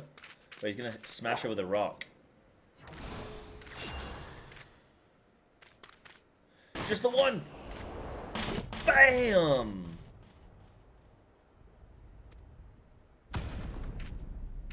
Oh, shit. Yo, he actually did the look up there. And he went, huh? Hey, is that something on your shirt? What? No! Well, well. Looks like it's time to take this eater down. Once and for all. Together. I always thought Gyot was a guy. Gyot's a girl! Yeah, true. When it's a rock coming at your face, it's probably pretty understandable to have a little look.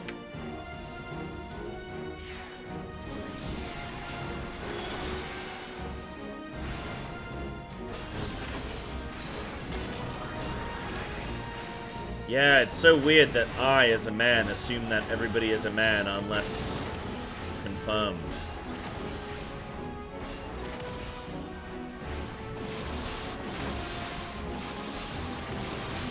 Like this.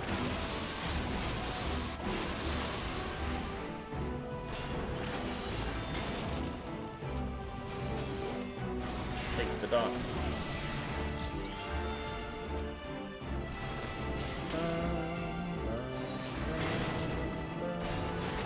Oops, not that.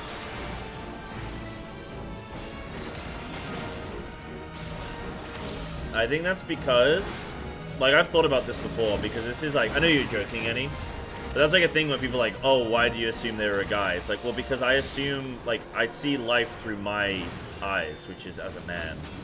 It's not like a, I think it's like people think it's like a sexist thing. It's like, no, it's like an experience thing of like, this is, you know, you just assume based on you until things get confirmed. There's gonna be something that means I need to move out. I can feel it.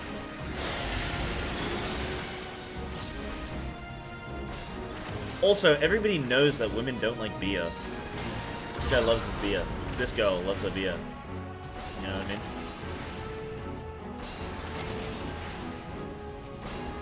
Rescue! Wait, what? I can't rescue him? Come on. Oh, this dude's dead. Okay, now I actually keep calling her a dude. That's actually my bad. Okay, this is actually my bad. Yeah, you gotta think it's clearly intentional. Yeah.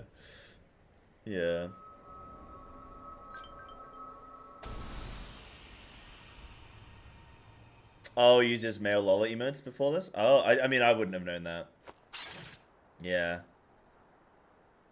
No, but it's definitely like an interesting thing that I like. Like that's my opinion on that kind of stuff. Because people like give people like heat over being like, oh, you assume they were a guy, but it's like, I do genuinely think that's like a, you perceive the world. Like whenever I talk to like anyone, like all you guys, I assume you're roughly my age, white men. Like that's what I imagine most of my stream is, right? Wait, have I crashed? No, I haven't crashed. Have I crashed? I don't think so. That's what I imagine most of my stream is, because I just like your mind fills in the blanks, right? And then it's only when somebody tells me like, "Oh, I'm a girl," or like, "I'm this, that, whatever." I'm like, "Oh, okay, yeah, yeah, stream's fine. Okay, cool, cool. Yeah, yeah. You joke? No, I knew you were joking. Yeah, yeah. It's just sometimes people joke, and then I'll actually use that as like a moment to like actually comment on something. How do I? I'm 30. I'm 30. I know what you're thinking. I look 23. I know. Thank you. I've aged well. Ha! Take that, you pasty bastard. What the fuck? I think she's talking to me. You pasty fuck.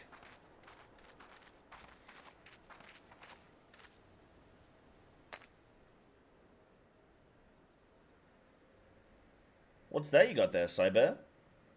It's a crystal? Would you like to lick it? Feels called out because I'm a 29-year-old white dude? Yeah, there you go. Boom. Boom. Yeah, 33 but not white. See, I just assume that everyone's like a 30-year-old white dude.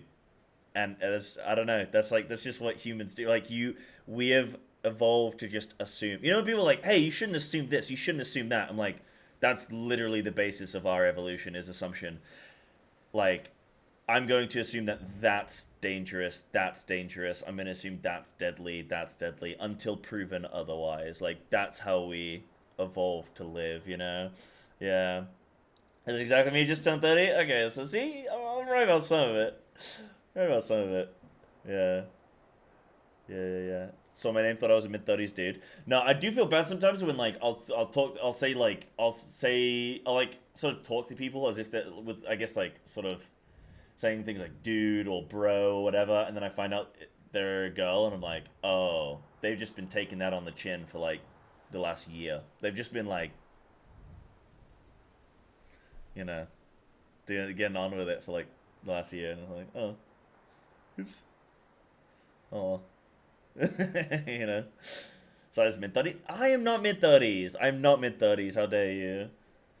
Yeah, you only have your own experience. Exactly. It's the same thing. It's the same thing where somebody on the online will talk shit to you. You know why people get so aggressive when talking online and somebody comes at them and like says some shit and they're like, "Oh, well, listen here, you little fuck." Like, da da da da.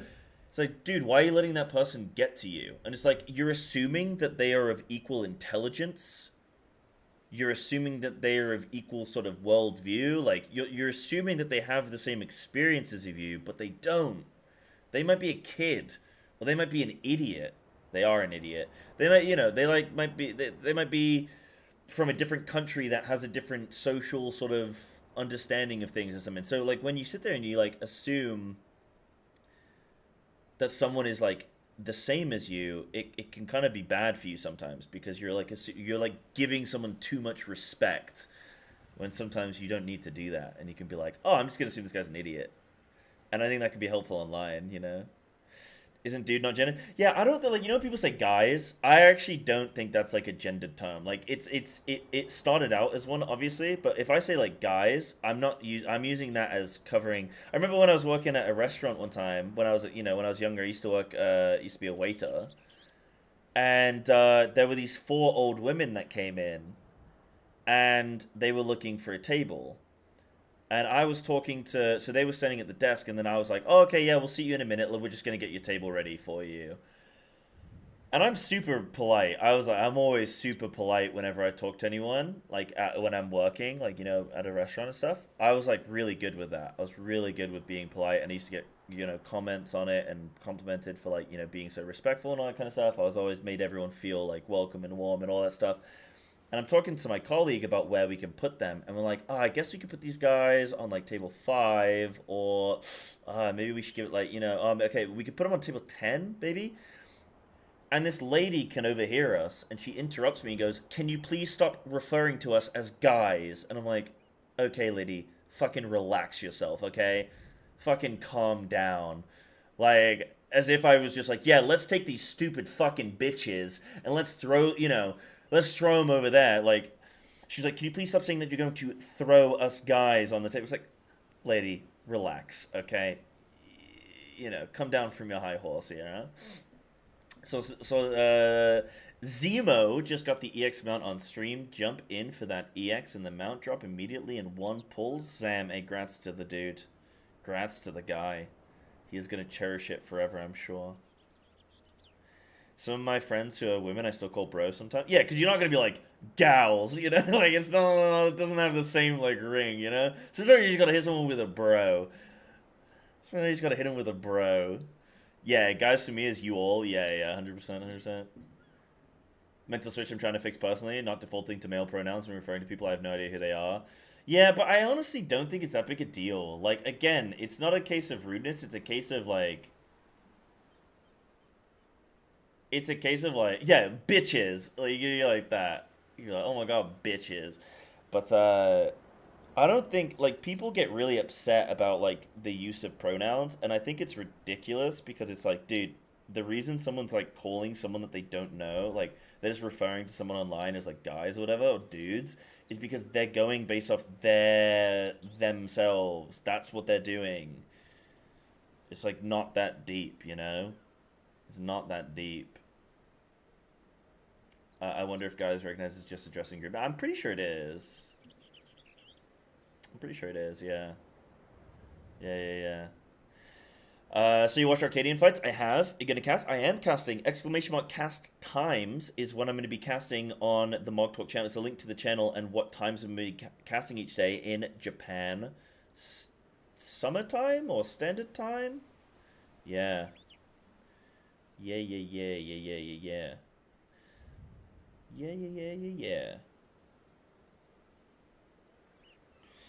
Bam. Also, I think that's that. Some kind of crystal. It is some kind of crystal. Oh yeah, we had the render ray crystal as well, didn't we? Tradition wouldn't have saved her. That's why I left. What? She's talking to us. Tradition wouldn't have saved who?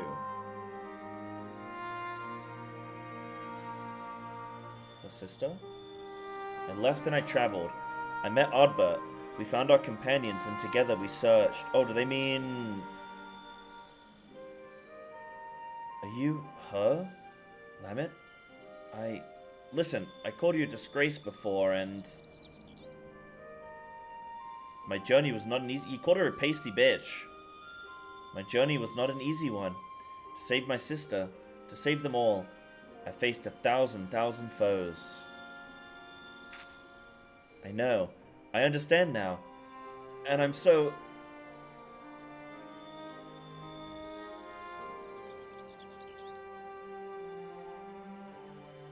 But as I did, I learned how wide this world is, how beautiful, how cruel, and how much I wanted to protect it.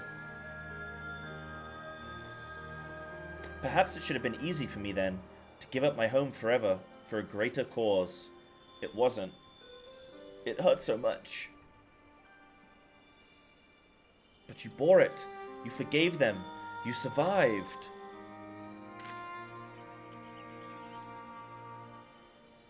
Yes, it hurt, but I survived. Because they were there. Because he was there. Oddbert, you stubborn idiot. You sweet boy. You never did understand what you meant to me.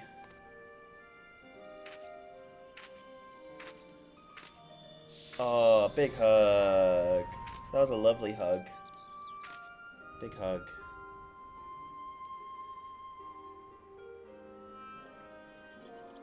Lalafell faces are like the most animated of like any. It's so funny.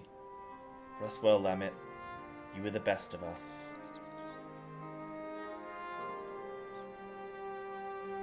This was a nice little quest. Dude, she's a drunk, though. We really need to fix her drinking problems. What are you guys saying to me? So you're saying, think if you're addressing a random group of people using guys, it's fine, but if it was a group of only women, guys would be weird to use? I don't think it's weird, but I know what you mean. It's like, it's not... There's better things to use, yeah. Yeah. Side casting couch? Heck yeah, we're gonna have the casting couch, dude. What should I wear? Guys, what should I wear for casting? Do I get on the casting couch with the vests on? Dude, what do I wear? What have I got? What have I got for you? I got a turtleneck. I got some nice jumpers. I've got Final Fantasy merch. Man, I'm gonna have to. Oh, I could wear the 2B cosplay, couldn't I? Nah, I can't have people thinking like that's me. You know what I mean? I can't have people being like, oh, this guy like, you know, he likes to wear wigs and dresses and stuff like that. You know, I don't want them to be thinking like that's who I am. Because that, you know, it's not really my style. Business casual, okay. Okay, who's gonna join on the casting couch? A few of these dudes. I'm gonna be casting with Chili, Alchemy, Carix, Soxforo, Tory Talks, Zytrix, and Darian. Some kind of combination of all of those. Rig up some elaborate bean dispensing device.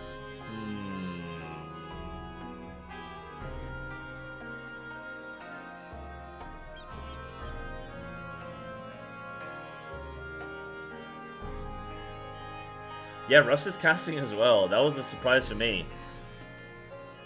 He just turned up, and I was like, oh shit, okay. He's doing it.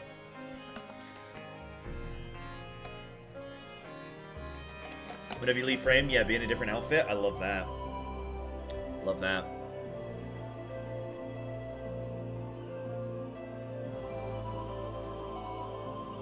It was a debate. We had a conversation in DMs, and I was like, oh, so you're casting then? And he's like, yeah, you know.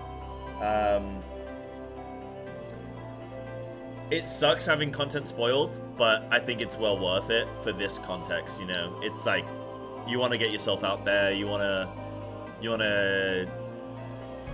to hang out with like other casters in the community, and you want to be involved in the community. It's like a thirst that all of us streamers have. It's just, we want to be involved, you know? So, yeah. Prage Echo win or any stream team? I honestly just want to see a good race. I don't really mind too much. I don't think it's going to be a long race. I think it's going to be, you know, wrapped up pretty quick. And, well, my prediction, I think, is going to be dead by day 3. I think. I don't think it goes past day 3, which is one of the coldest takes, you know. But I think the 4th boss will last beyond the first day, but I think maybe it'll be dead like probably 2nd day, like midway through 2nd day maybe. But I don't know what they're gonna do. What I'm trying to say is I think it's gonna be harder than people think it is, but I don't think it's gonna be like mega, you know. I don't know what the plan is with. I don't know what the plan is with. There's something that I don't know what the plan is. I don't know what the plan is with the stream. If, let's say, like, one team kills the last boss on, like, do you guys know, based on previous races, have you watched it, what happens when a team finishes the race? Do they keep doing the cast for a few days? Because they've planned for, like, 3 days of casting, but we know it's not going to take 3 days, right? So they keep casting? Okay. For a little while, but they're not going to do like a 24 hours post race, like maybe a few, like maybe like 5-10 hours, something like that. Yeah.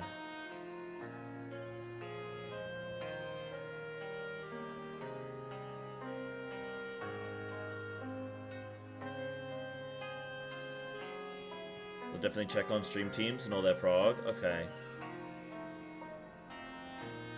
Okay. So they'll just, like, you know, they'll follow, like, World 2nd, World 3rd, 4th, 5th, maybe, and then be like, okay. Yeah, never really watched the race? Okay. How many of you guys are thinking of actually watching compared to just playing yourselves?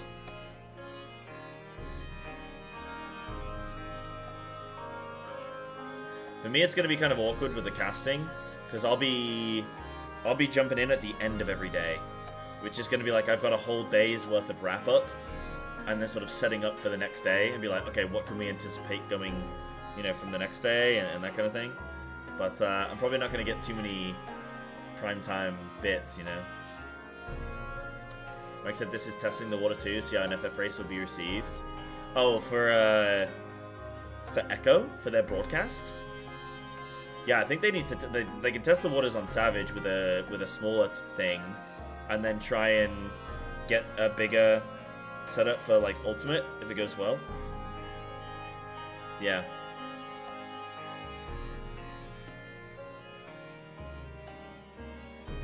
Yeah. Yeah, Ultimate is the real deal. Yeah, gonna watch pickup strats. Okay, cool. It's a 3 hours-ish after first kill on stream where it ends. Oh shit, okay. So not too long after. Okay. So I probably will only end up doing like 1 or 2 days worth of actual casting. And then kind of be free. I don't think the race is gonna go a third day, so okay, that's neat. Cool. Dude, I have no idea how to file nails. I'm just freestyling. I need help. I need help, dude. I need an adult. I don't know how to, kind of fuck that one up. You cut your nails almost every... Dude, I have for 30 years I've bit my nails. And then just recently, over the last like 3 months, stopped biting my nails. So now I'm like learning how to like do my like manicures. Manicures. Yeah. So now I'm learning how to do my little shapes. Get that nice. Okay, anyway, I'm gonna stop talking about fucking doing my nails. Anyway, let's finish this. But yeah, so I'm looking forward to the race. Hopefully it's like profitable for Echo, and hopefully next time round for Ultimate, like, you know, they're gonna hopefully they'll be open to getting more casters, and hopefully they'll be down to like, well, hopefully I can do a good job here and show them why I'd be valuable for their WoW race and why I'd be valuable for their FF race. You know, that's what I'm really hoping. Yeah. Yeah. Slay Queen, hell yeah, gotta get it where you can. Yeah, first you'll have a lot of viewership. Yeah.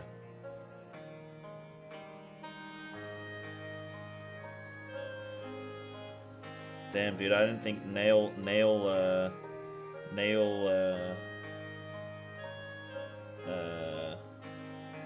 work was gonna be such a desirable topic. I'll take that shit. But yeah, looking forward to the race, man. I've not cast in a long time. It's been a little while, so gotta see what I still can do. Hey, have you seen that picture of me, Annie, wearing makeup? I'm beautiful with makeup on. I'm gorgeous. I'm gorgeous, let me tell you. We did it! I can hardly believe it. This calls for a drink at the Casttimes, don't you think? That silence is you wondering if I want to go home. Well, I can't. I showed my face to you, didn't I? Broke our rules. So I'm thinking I'll give Lamet's Way a try. Live proud as an exile, just like all the other folks that she saved. Don't make that face. It's nothing that a little ale won't solve. Well, let's see. What, you want to see the picture? It's on my Twitter somewhere. It's where is it? It's on my Twitter somewhere from like ages ago. Wait, this one? Wait, do you have it saved?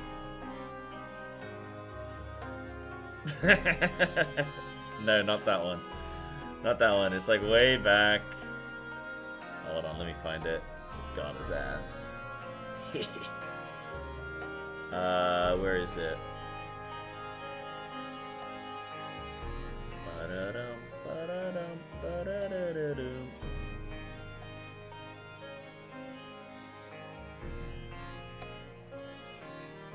Oh, dude, do you guys remember when I followed the Twitch meta? And I was playing video games with the game on my ass. The Twitch meta, dude. You guys remember that? Popularized by, what's her face?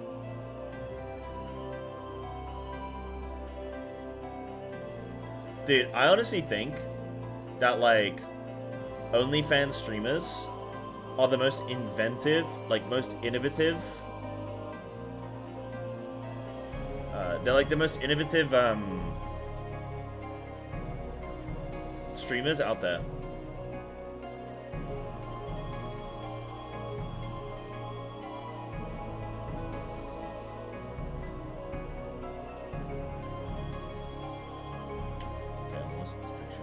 They come up with so many great ideas.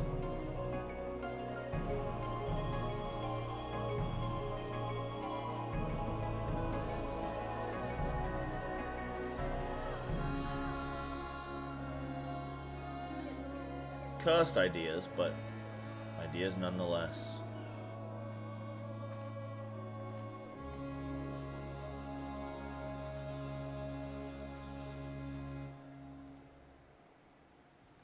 Do do do do do do do do do do do do do do do do.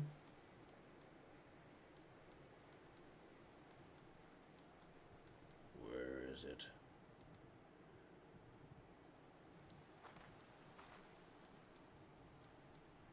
Dude, I got some good memories on my Twitter, actually. Look at these BlizzCon memories, dude. Me and Ian Hazakostas, the, like, lead game director of World of Warcraft. Sick dude, actually.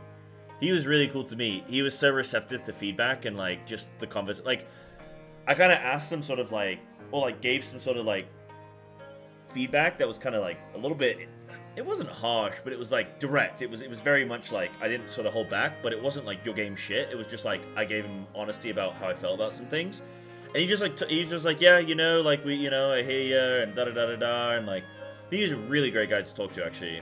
This is a really cool event. This was at BlizzCon, where they, like, invited a bunch of content creators to, like, a Blizzard party. There were, all the devs were there, and everything like that. This is Darkmech. He's a sick dude. I love Darkmech. But yeah, that was really fun. This is me, as well. This is me just, like, hanging out with, Do you guys know these guys? Were you guys that pressed the game... Were you guys that pressed the game director on specific class balance at the... Were you the guy that pressed the game director on specific class balance at an event? No, not specific class balance. But, yeah, definitely, I think, push for something. Yo, looking cute with DQ. Where's my makeup pick, dude? That was FanFest. Where's my makeup? There it is. Look at that, dude. Look, this was for a subathon. Look how absolutely gorgeous I am. Look how I told you I'd fucking rock the makeup. Look how lovely my eyelashes are. Look how long those puppies are. Look at that. It didn't shave? Yeah, fuck that. Fuck that. No time for that. With a clean shave, that would kill. Hey, thank you. Yeah, I got big plans to be a drag queen. Hell yeah.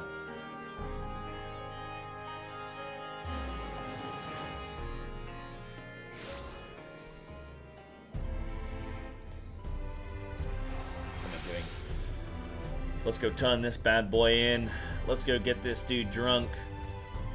He can't read. I know, I was struggling.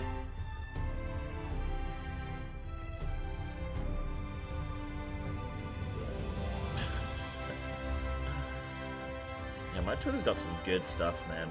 I like it. Some good old memories.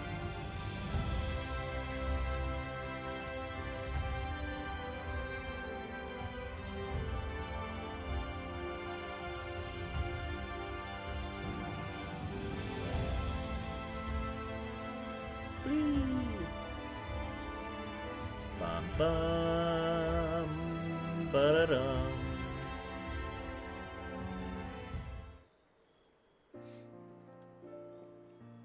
Gulp, gulp, gulp. That's the stuff. Can I help you? You're staring. Really staring. Do you know you're doing that?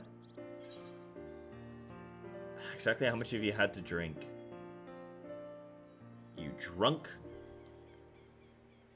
Well, I lost count. It's about as much as usual. I may be in exile, but I'm still a dwarf, and don't you forget it. Anyway, there's something I've been wanting to tell you. Firstly, well, you've been following along with my crazy plans this whole time, but I never really said how much I appreciate your help with Sophrosign and Lamit. Thank you. And I think you deserve to know something else too. You know the elder who exiled Lamit? That was my great-grandfather. Oh, he's remembered as the greatest warrior of our kind. I always wanted to be just like him. To be strong, honorable, protect our traditions. But Lamit, she saved so many from their suffering. Us dwarves might not even be here today if she hadn't cured Stoneblight. And he took away her home. Forever. It's hard to see that as anything other than cruel. Tradition is important, but it's not the only important thing. Kindness, empathy, love. This world and the living, breathing people in it, they matter more. That's what I learned from all the folks I shared drinks with, from Lamit, and from you.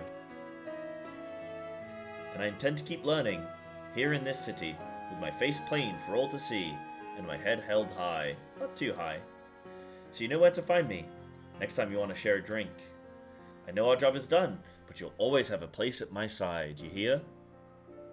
How lovely. Now we have to get warrior prepped to do the warrior one, because like, I gotta level that as well. Ba-da-dum, bum, bum, bum, bum, bum.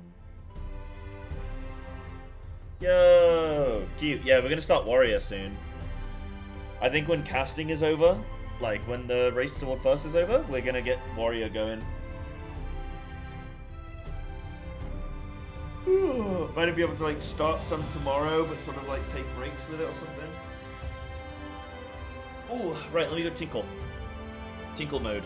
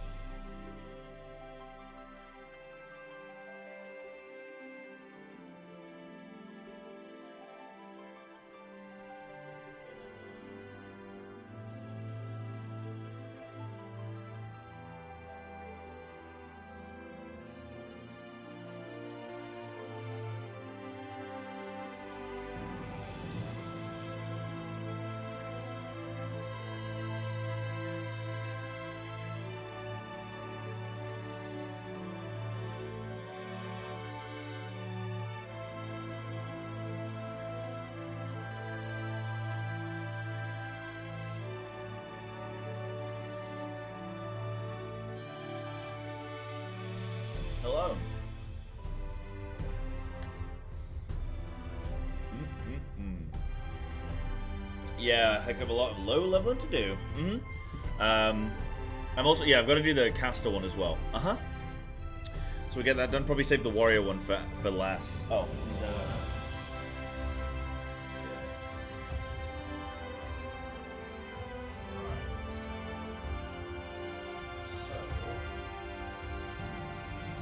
Okay, guys, now I have some bad news. You're not gonna like this, but I have to log on to Classic World of Warcraft because I'm doing my Classic WoW raid starting in about 45 minutes. So I need to log on and get prepped for that. Don't expect Monday WoW stuff to be common. This isn't the sort of thing, but it's just how it's going because of the raid just released like last week or whatever, so it's just this. Does this replace your guild raids? No, not really. This is just something casual. You know. At least something's coming home this year. Yo, I'm coming home this year, champ. Hell yeah. Yeah, no no trophies. Right, let me switch up. What I'll do is I'll jump off YouTube. Thank you for watching YouTube. I don't think we have anyone watching on YouTube. That's fine. Dude, the ebb and flow of stream.